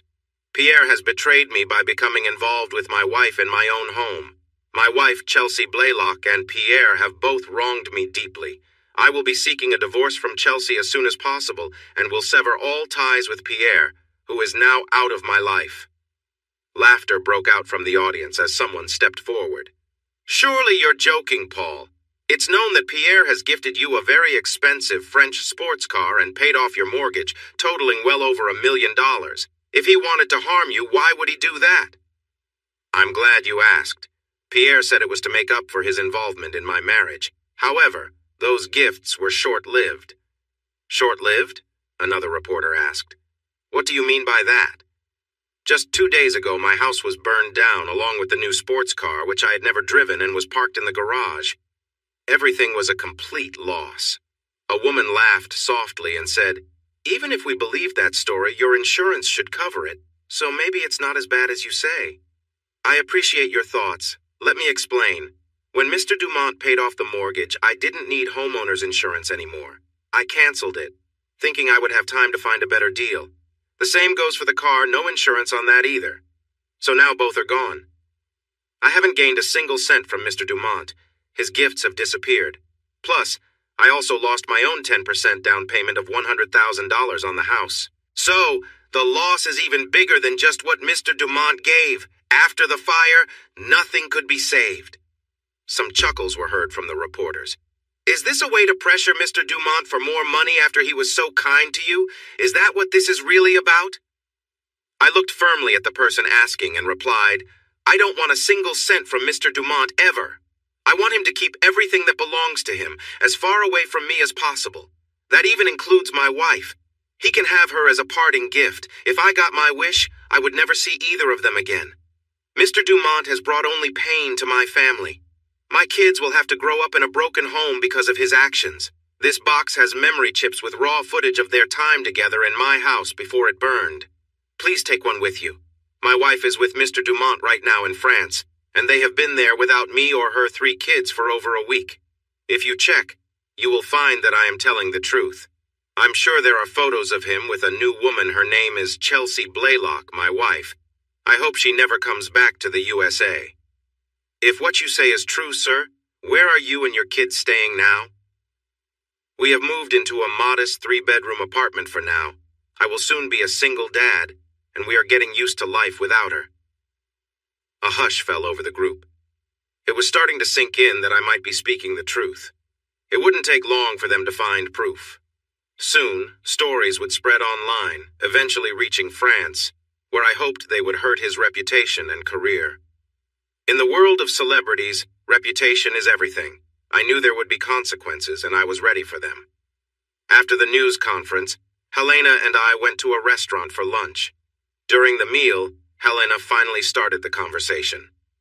"Paul, even though you think I should leave for a while, I want you to know it is one of the hardest choices I have ever made. I have grown very close to your 3 children and enjoyed every moment I have spent caring for them." "They care about you too, Helena. You are more than just a babysitter to them. That's why they call you Aunt Helena. You are part of our family." She felt emotional as she touched my hand. "It's not only the children that I will miss, Paul." "By the way, I need you to sign this document quickly before we say goodbye," she said. "What is it?" I asked. "It is something that can help protect us if Pierre comes after us. Trust me, Paul, just as I trust you. I'm cutting all ties to him because of how he treated you." I signed it without looking closely. Then I asked, "Are you sure you want to leave Pierre's job for good? I'm the only one who will be quoted from the press conference." "I'm sure my picture was taken when I stood beside you. Pierre knows I had the connections to set up the press conference. You could not have done it alone. Plus, Pierre always says that revenge is best served cold. He will come after us both. I can hide, but you cannot, not with your kids. Do you trust me enough to tell me where you are going, Helena?" "Paul, I would trust you with my life. You are the most brave and honest man I know. I have a college friend who works at the French honorary consulate in Georgetown, Cayman Islands. He is someone I am close with, and Pierre does not know him. We have stayed in touch over the years. I will be safe there until things settle down. Trust me, when this is all over, we will see each other again." "I understand. He is lucky to have you. I wish you didn't have to leave, but your safety is what matters most to me. I have no idea what Pierre might do because of me speaking out, but I know he won't let your decision go easily. Here, take my prepaid phone with you. I have your number memorized, and if mine is discovered, it could lead them to you. I don't want anything bad to happen to you, Helena." I leaned over and gave her a heartfelt goodbye kiss. It felt genuine. We shared a taxi to the airport and said our goodbyes there after another warm kiss. I made it back home for dinner, and Mom's cooking tasted just like I remembered. Even though I felt a huge weight lift off my shoulders, I knew trouble was ahead. I wondered when the news would spread in France, but when Chelsea called, she didn't seem to know anything. I decided it was time to talk to her. I put my phone on speaker and used a recorder to catch both sides of the call. "Hello, Chelsea. How's Paris?" "Oh, Paul, we have been so worried about you. It seems you have been avoiding us. Can you tell me why?" "I know everything, Chelsea. That's why." "What are you talking about? What do you think you know, Paul? Do you really want me to say it, Chelsea?" "Yes, Paul. What's going on?" "Okay, you asked, so I'll tell you. I know that you were with my brother before you left for Paris. I saw you two together in our home. I have recordings of you both in our house before you left. Remember that security system? It wasn't broken. It recorded everything in high definition. I've watched it, Chelsea. I've seen it all." Chelsea gasped in shock. "I'm sorry, Paul. I didn't mean for this to happen. I didn't set out to fall for Pierre. It just happened. He's like you, but different in ways I didn't know I wanted." "What about the kids? Have you thought about them and what this means for them?" "Pierre doesn't feel comfortable around children. I tried to get him to accept them, but it didn't work. He said you would take good care of them. Paul, I need to tell you that I'm stepping away from our marriage. Pierre has a movie to work on, and then we'll travel. I promise I'll be back soon." "There is no home to come back to. Our house has burned down, and so has his car. They're both gone. The insurance won't cover it, so everything you had is lost. You'll need to make new memories with him because all of your old ones are gone." "Did you say our home burned down and that nice car? Why won't the insurance cover it? I don't understand, Paul. What happened?" "You know what stands out to me about your response, Chelsea? You didn't ask if any of our children were hurt or if I was injured trying to save them. That says a lot. Was anyone hurt? I didn't think. No one was hurt. The only thing that ended in that fire was our marriage. It's over. Let me know if you plan to return home soon and I'll have the divorce papers ready for you at the airport." "Oh, there's no way Pierre will let you divorce me, Paul. You need to forget that idea. This is just a temporary situation. You need to know that. Pierre won't keep me forever, but I will stay with him for as long as he wants me to. He also mentioned that you were involved with Helena. If he said that, he lied, Chelsea. Helena and I have never been close like that.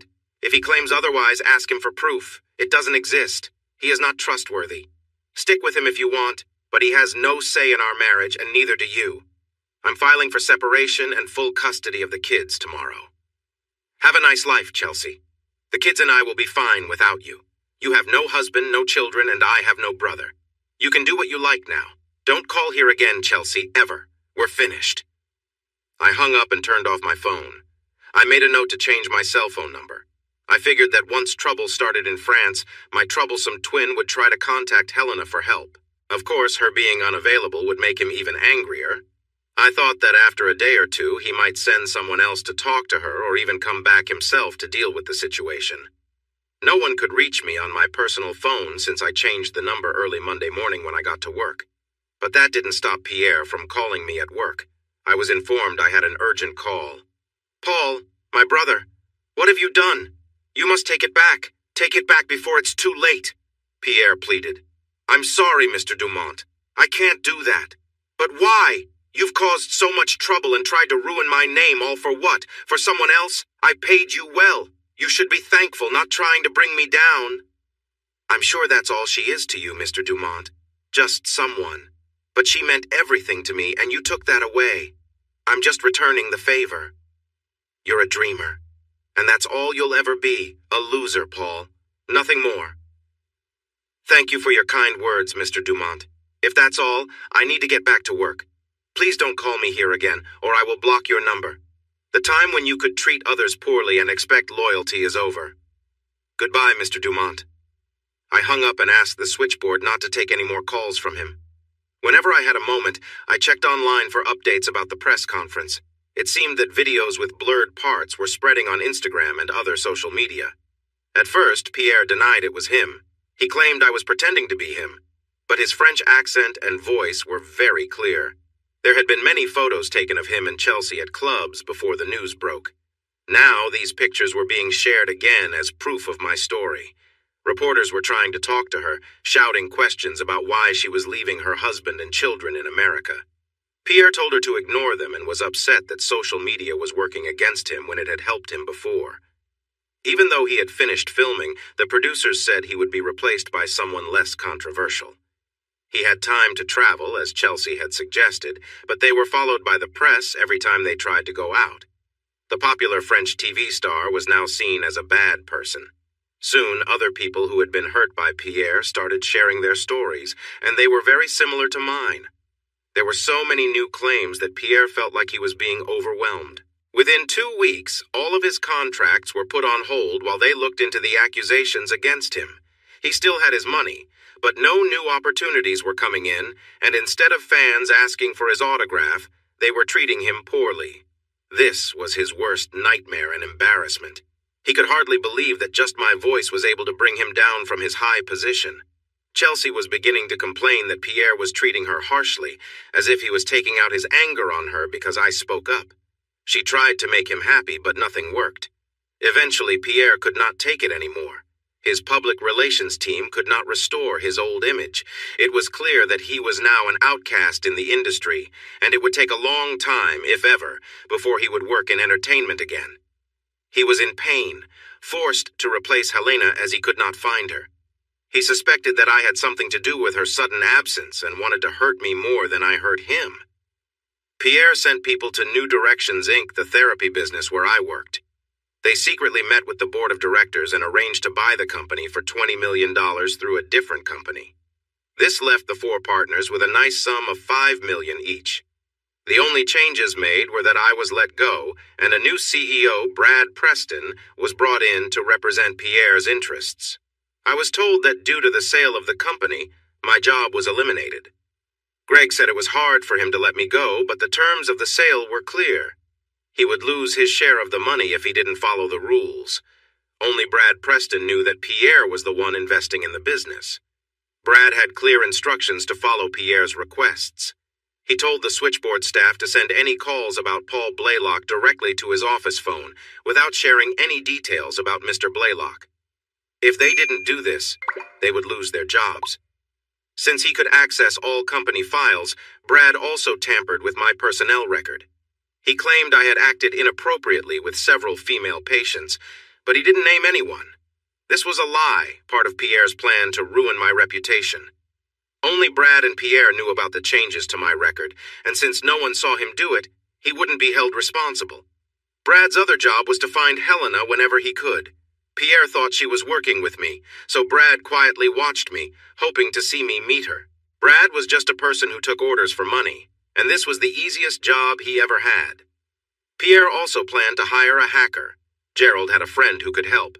This hacker was skilled and was paid a lot to find all my money and move it to accounts that I or anyone I might hire couldn't trace. It was easy for him. Suddenly all my money was gone. My bank accounts were emptied, my retirement savings disappeared, and my investments were sold off. Every asset I owned was wiped out, but my bills were still there. I would still have to pay all my monthly expenses without any income. Meanwhile, Pierre was done with Chelsea. While she was fun, he felt held back by her when he could have other options. He was upset that he couldn't embarrass his brother during their time in France, and he regretted that. Chelsea had become a burden in his public life, and any time they were seen together, it didn't go well. He gave her a half-hearted apology, saying things didn't work out as they had hoped, blaming her husband for it. He put her on a plane back to the States, and the only good thing for her was that she could keep the gifts he had given her. When she got back home, she immediately looked for me. Pierre had given her my new address. She rang the doorbell. "Hello, Paul. It's so good to see you. Can I come in?" Chelsea asked, looking hopeful. I stepped out onto my small porch and closed the door behind me. "What are you doing here, Chelsea? You've been gone for over 3 months. Did the person you left with get tired of being with you?" "Please, Paul, I don't want to argue. I want to see my kids. And if there's any chance you could forgive me, I'd like us to work on our marriage. Please give me a chance to make things right." "Now is not a good time to see the kids, Chelsea. You should have called earlier so we could arrange something. But as for us staying married, that's not going to happen. I filed for divorce after you left. There's no way I'll stay married to you. Why do you even want that?" "Paul, I thought I wanted all the fame and money, and chose that life over you. I learned that none of that means anything without you," she said with understanding. "They say hindsight is always clear, Chelsea. You hurt me and our marriage. You chose to leave, staying with someone else for months. Actions have consequences. Your choices have cost you your home, our marriage, and your time with the kids. If the court says I have to let you see them, I will. But until then, you need to leave here and not come back." "Can't I stay here with you and the kids? I'll help around the house and be there for you," she suggested. "We don't need you here anymore, Chelsea. You're no longer part of our lives." She paused, trying to hold back tears before saying, "I'm expecting a baby, Paul. You're going to be a dad again." "I can't be the father of your child. You've been away for months. How can this be my responsibility?" "The DNA test will show you are the father," she insisted. "No, it will show that someone else is the father, because I can prove we haven't been together since before you left." "You can't just leave your child, Paul. You know you can't. Can I please stay with you and see our kids?" "No, you can't stay here. What don't you understand? Have you heard anything I said?" "But where will I go? How will I support myself? Our life is in ruins," she begged. "I have no place to turn." "That's not my issue, Chelsea. Maybe you could try your parents. They're still around, right? If you need a way to reach them, I could help you call them. You have nothing belonging to you here. Whatever you decide, it can't include me." "But I have your clothes and things we packed for France. They're all here," she offered. "Do whatever you want with them. Sell them. Throw them away. It doesn't matter to me. There's nothing here that belongs to you, and I don't want to keep anything from you. If you leave something on the porch that was mine, I'll just throw it away. So please, just go, Chelsea." She was crying and trembling, and my words seemed to hurt her deeply. I quietly went back into my apartment. 20 minutes later, her parents arrived and took her away. I didn't tell her I had lost my job. I didn't want to give her anything to use against me.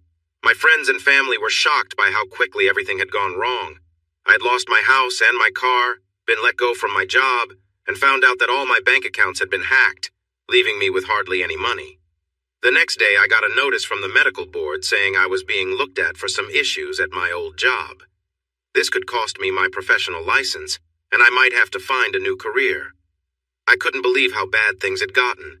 I suspected Pierre was behind it all somehow, but I couldn't prove anything. Even if I could, it wouldn't change the situation. It felt like Pierre was enjoying this.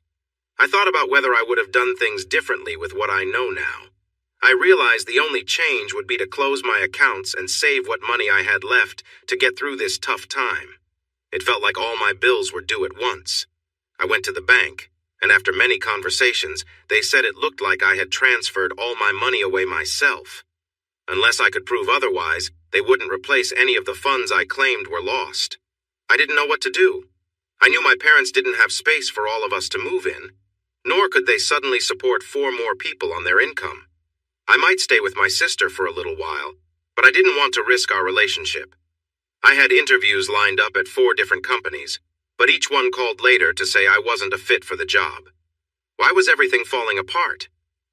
Chelsea had sold most of the jewelry Pierre had given her to hire a lawyer.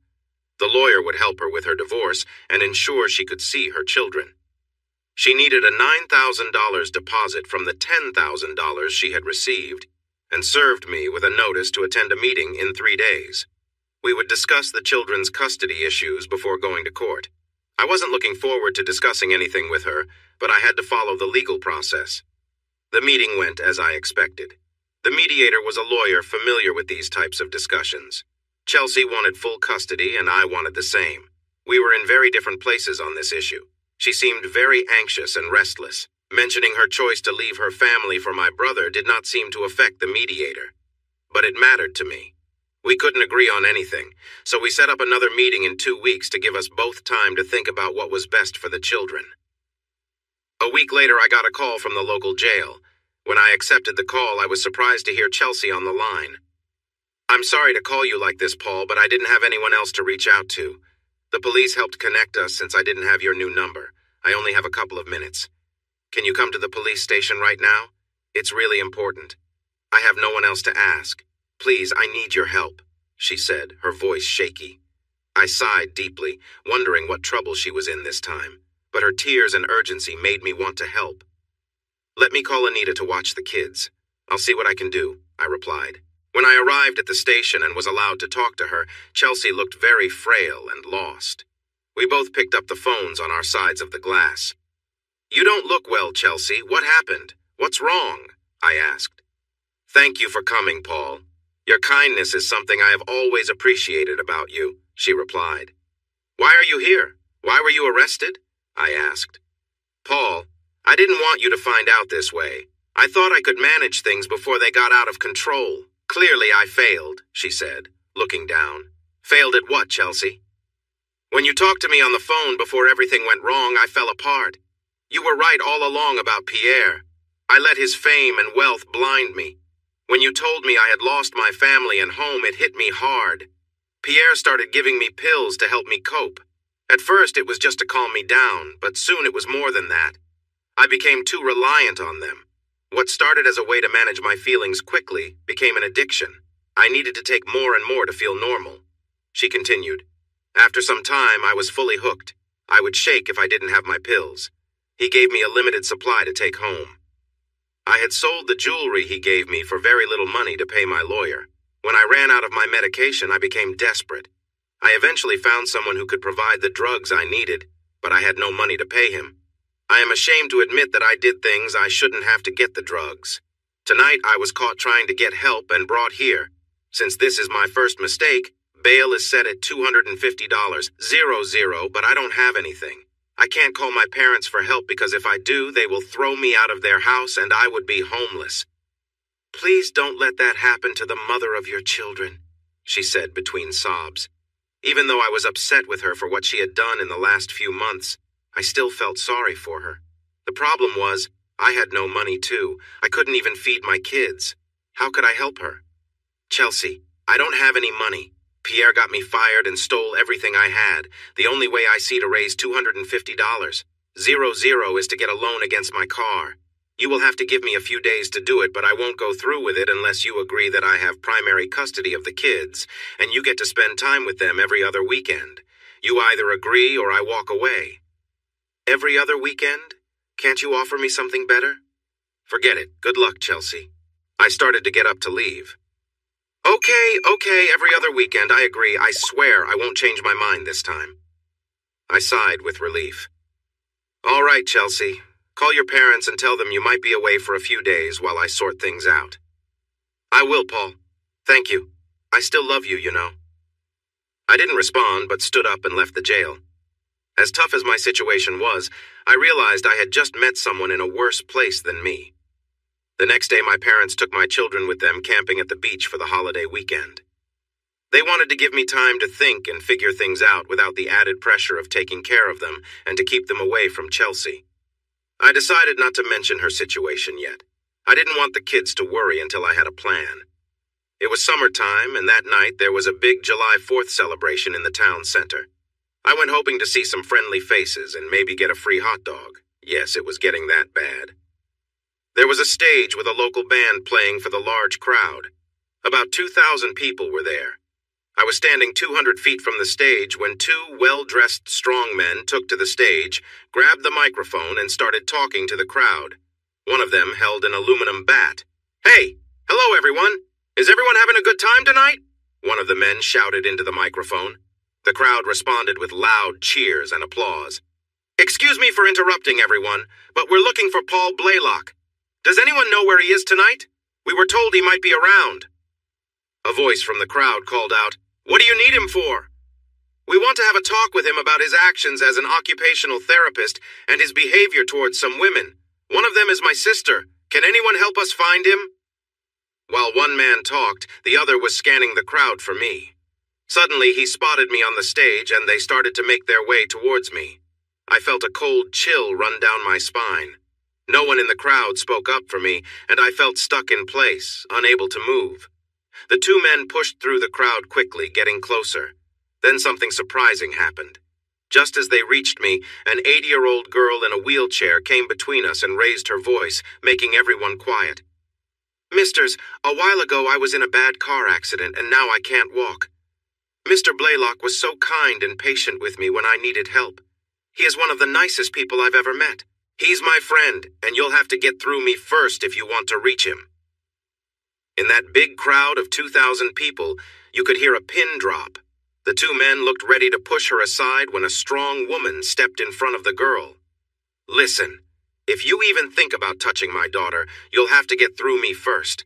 I will protect her no matter what." A man was pushing through the crowd to stand in front of the woman and girl. "This is my wife and daughter. If you even think about harming them, you'll regret it," he warned. The two men looked at him with a smirk, knowing they could easily overpower him. Suddenly, 5 strong men stepped forward to stand beside him. One of them turned to the two aggressors. "This man is a building contractor and we all work for him. He's the best boss we've ever had, and I promise you, as long as one of us is here, you won't get near him." Then their 5 wives stepped in front of their brave husbands, forming a strong line. Soon the whole town stood together in support of this one person, all thanks to the courage of an 80-year-old girl. She had spoken up for him just when it seemed the darkest. In that moment, his world felt brighter. Greg stood beside the mayor near the stage. He spoke quietly to him. "My name is Greg Dixon, and I work at New Directions, Inc. I hired Paul right after college and have known him for many years. I don't know these two men, but I have never heard any complaints about Paul. In fact, he has received glowing praise from everyone he worked with. No one has ever accused him of doing anything wrong until now. He was unfairly let go from his job, and he has 3 children depending on him.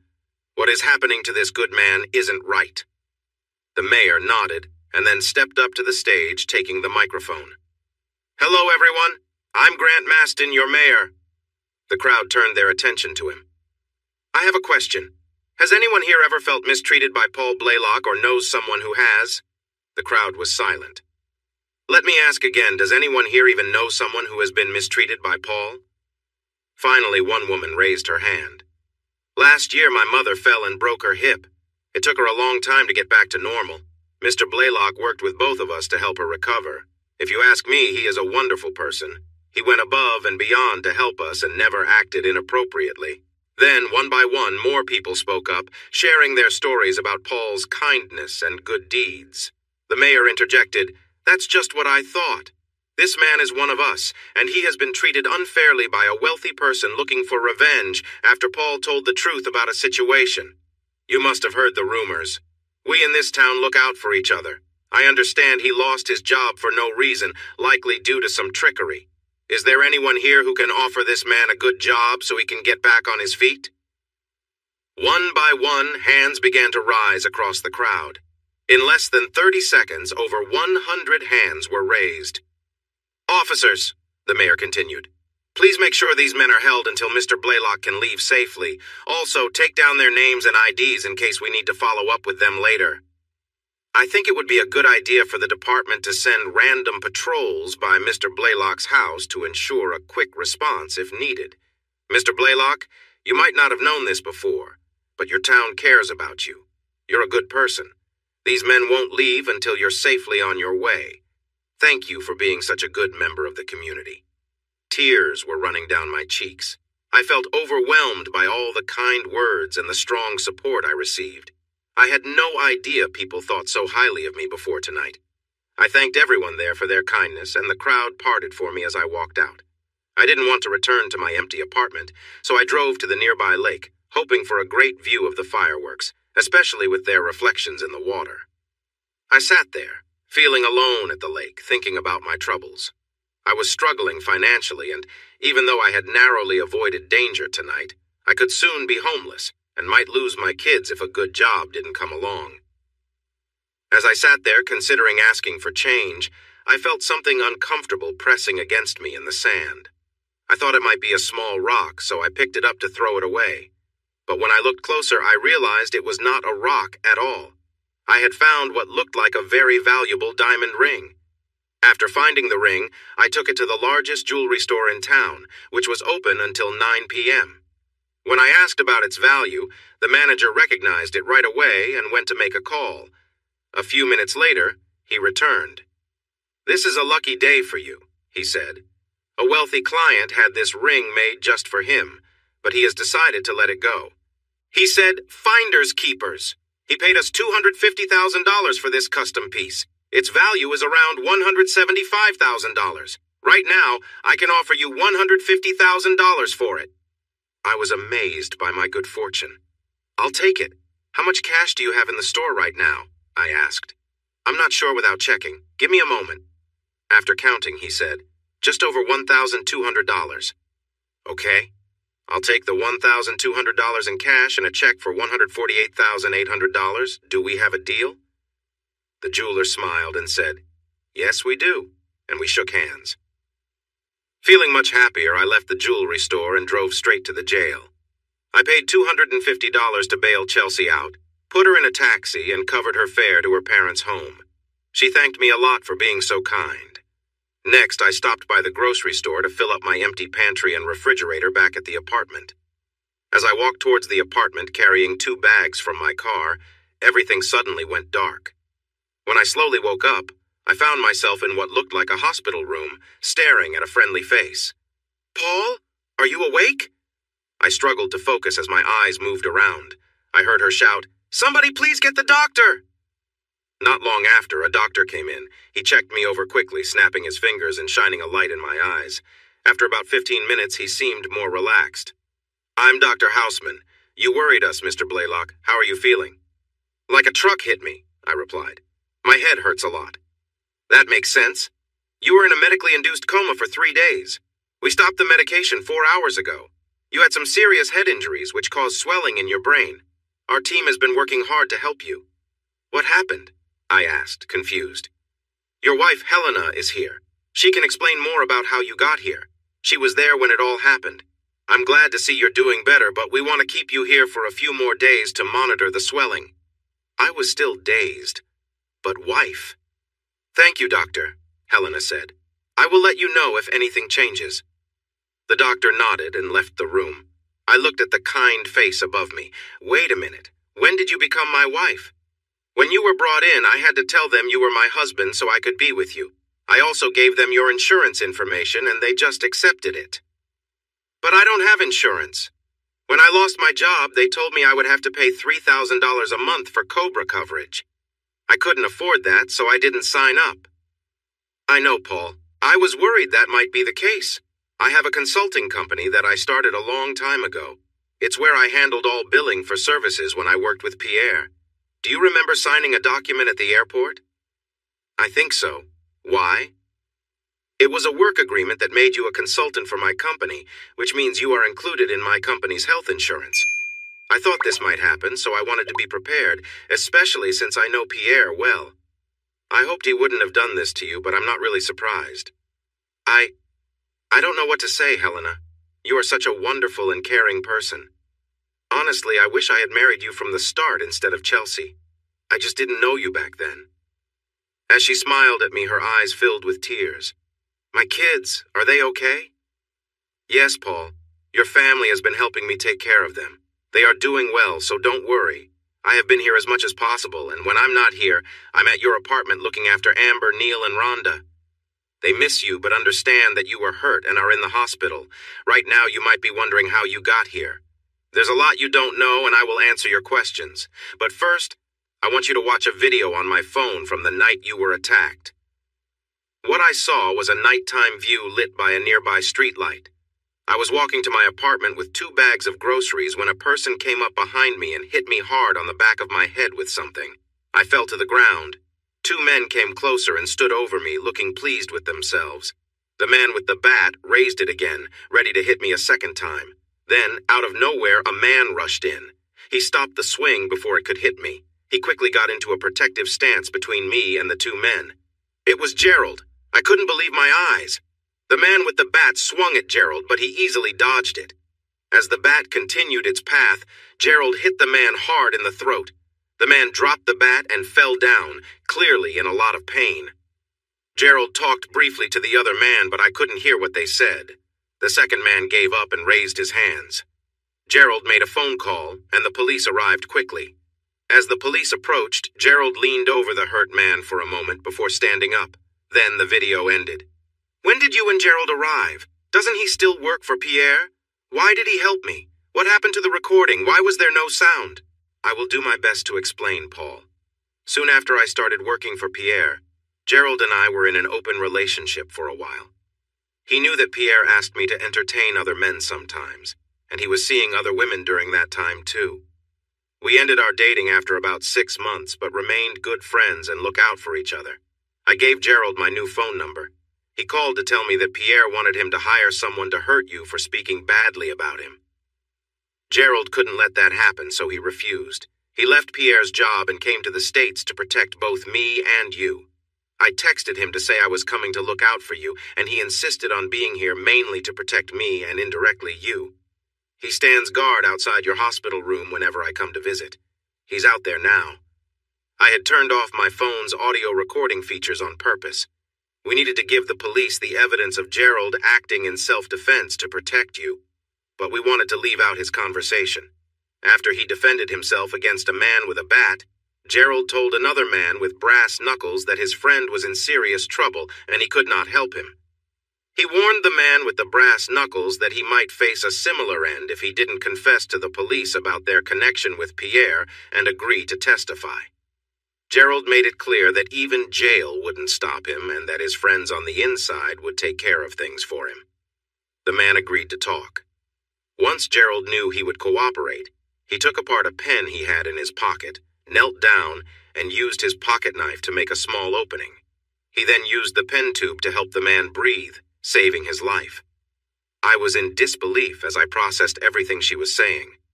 Why are you here, Helena? Why would you risk your safety for no reason? What about your friend in the Cayman Islands? Helena smiled brightly, lighting up the room. If she had wings, I would have thought she was an angel. I'd never seen her like this before. It's not for nothing, Paul. If you want me to leave after I answer, I won't come back. Henry Renard is someone I became very close with in college. Until recently, I would call him my best friend. He's as charming as anyone could be, and all the girls at school were drawn to him, including me. But there was one thing he's gay. What attracted me was his kindness, honesty, and love.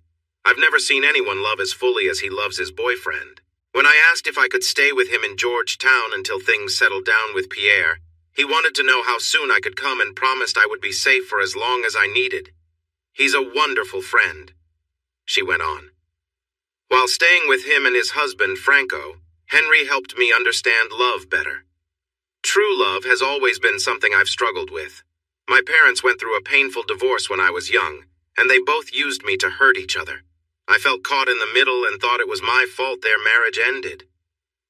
That experience made me turn away from marriage and any idea of having a happy future. I closed my heart to everyone except Henri, who I didn't meet until college. I had many dates, but to me they felt empty. I used men just like they used me. My life felt filled with loneliness instead of love. Love for me was just about physical attraction.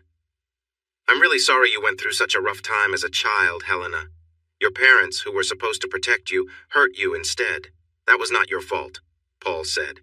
I understand that now, Paul, but I didn't before. The love between Henry and Franco was so strong that I could almost feel it. I wanted that in my life, but my heart was closed off. I didn't know how to love. Henry tried to explain it to me, but it just didn't make sense. I thought love was something couples had to do for each other. He told me love is a gift, not a chore. I asked him how he knew he loved Franco. His answer surprised me. He said that love is something you can't see, but for him, Franco makes that love clear. When they look at each other, so much is shared in just that one look. I didn't truly understand until Franco suggested something. She continued. He rented the movie Moulin Rouge. Being French, I knew a lot about the place, but strangely I had never watched the film with Nicole Kidman and Ewan McGregor. They had a great home theater, and the three of us watched it that night. Franco told me if I didn't understand love after watching the movie, there might not be much hope for me. Paul, it changed my life. Yes, the story was a bit cheesy, but it was filled with love from start to finish. One quote I will never forget is, "The greatest thing you'll ever learn is to love and be loved in return." It felt like that movie was made just to teach me about love. By the end, I was in tears, and my heart was fully engaged. When they sang "Come What May," I heard the most beautiful way to express love. Those lyrics made the unseen feelings clear. I would sing it for you now, but I would be crying too much to finish. Then Henry added something that changed everything. He said, "Helena, you will never know love unless you allow yourself to feel it." At that moment, I realized something big, and my heart just melted. Tears rolled down her cheeks with a smile. Helena took my hand, looked me straight in the eye, and said, "I love you, Paul. I really love you. I haven't said those words to anyone since I was 7.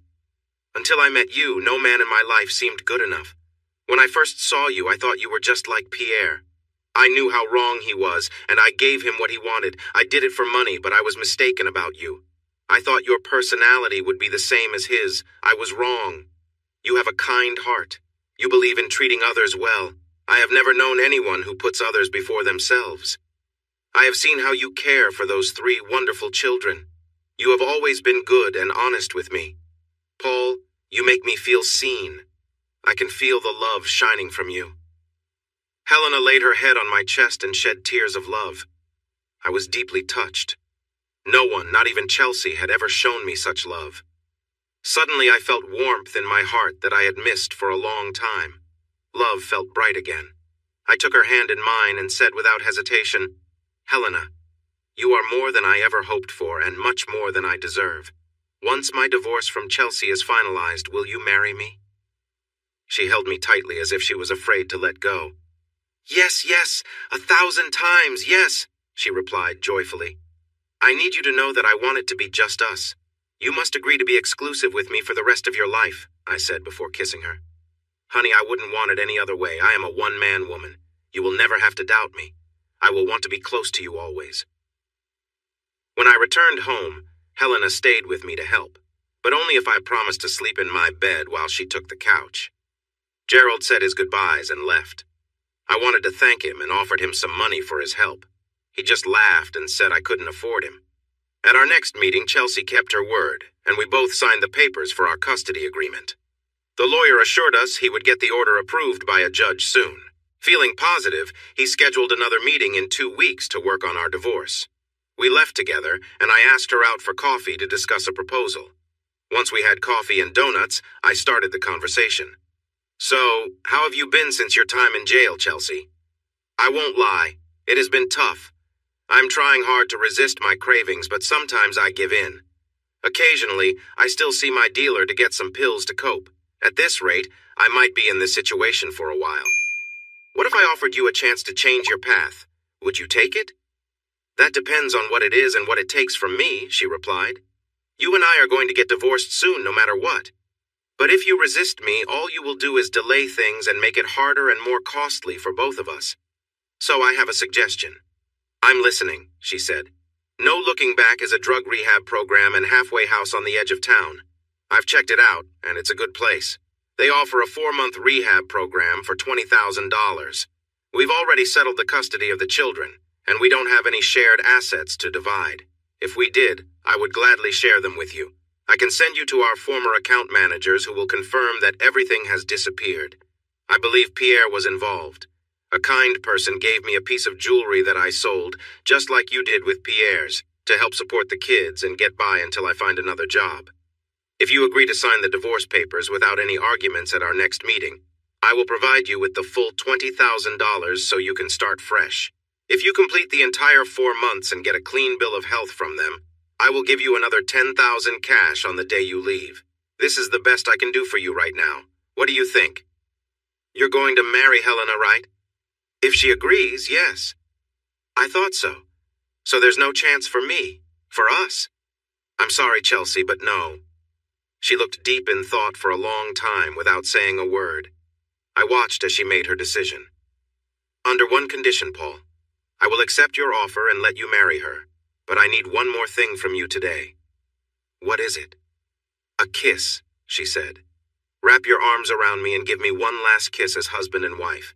I need that for closure. It will show me that we are parting on good terms.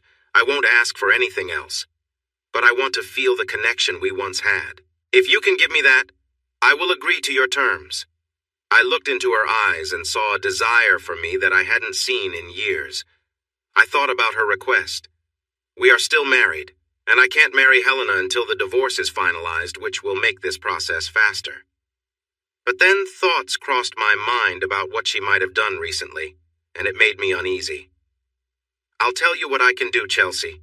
To give you something to look forward to when you are clear-headed, the day Helena and I pick you up from rehab to give you the $10,000 start, I will hold you in my arms and give you that memorable kiss right there. You have my word." "Deal?"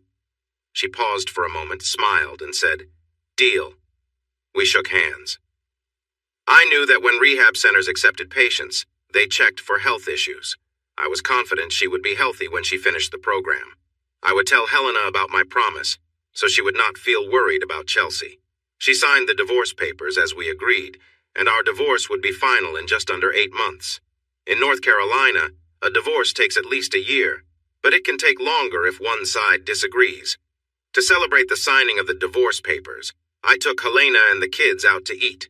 We didn't tell the kids the reason, but Helena and I were happy.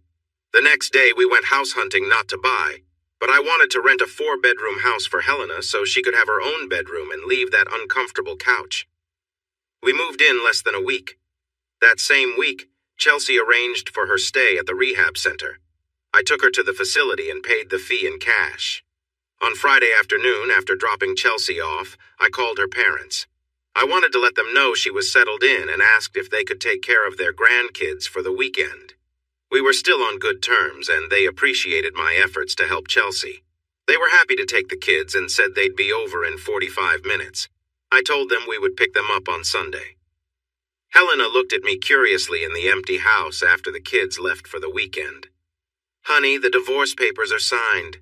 To me, Chelsea and I are already divorced. Waiting for the final papers is just a formality." She smiled knowingly. "Well, it's about time." Then she hugged me tightly, and we playfully enjoyed each other's company, moving from the front door to the bedroom. That first night, we shared a wonderful connection. I felt like no two people were better matched than we were. She had been with someone similar before, but she said there was no comparison. She told me our time together felt amazing. We whispered affirmations in the dark, to have and to hold from this day forward. We stayed in our own rooms for the sake of the kids until marriage, but every night they were away, we cherished our time together. 4 months later, I kept my promise as Helena and I drove up to the no-looking-back rehab and halfway house. Helena stood by the car with a large envelope full of cash.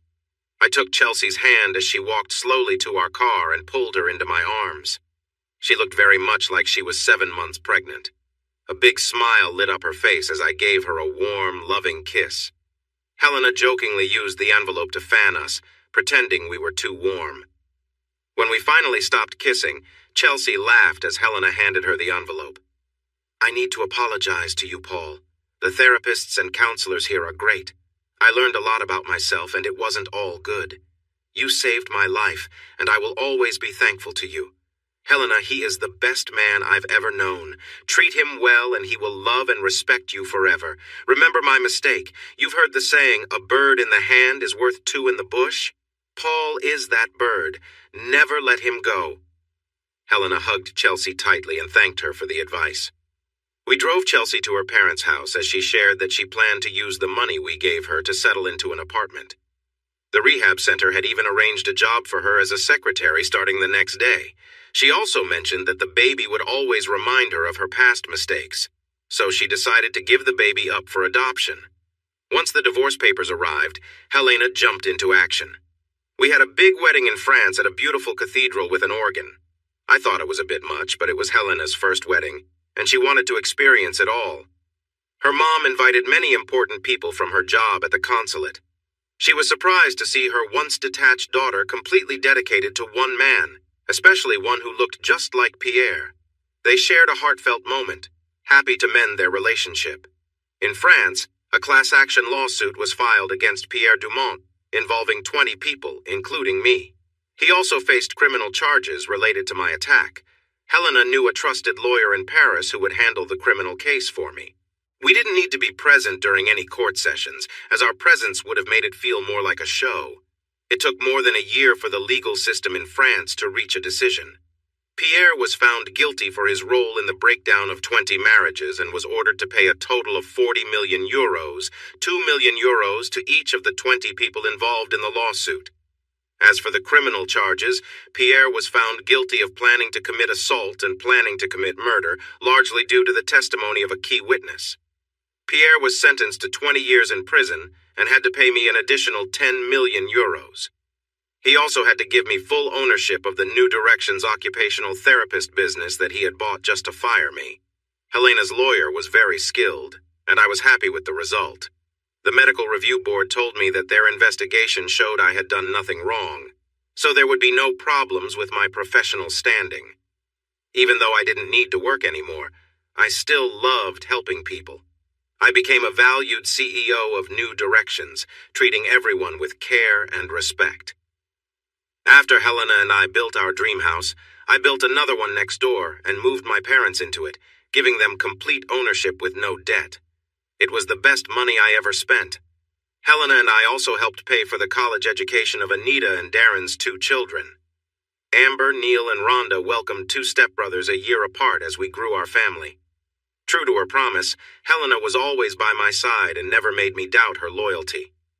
5 years after rehab, Chelsea married one of her co-workers. She never missed a visit with the kids. Helena and I were okay with her being part of their lives. As far as I know, Chelsea never spoke badly about me to the kids, and we were all kind to each other. When the time came, I proudly walked Amber and Rhonda down the aisle at their weddings. As I grew older, I never forgot and was always grateful for the brave little girl in the wheelchair. Her selflessness changed my life for the better. I can hardly imagine how different my life would have been if she hadn't had the courage to stand up for me that day.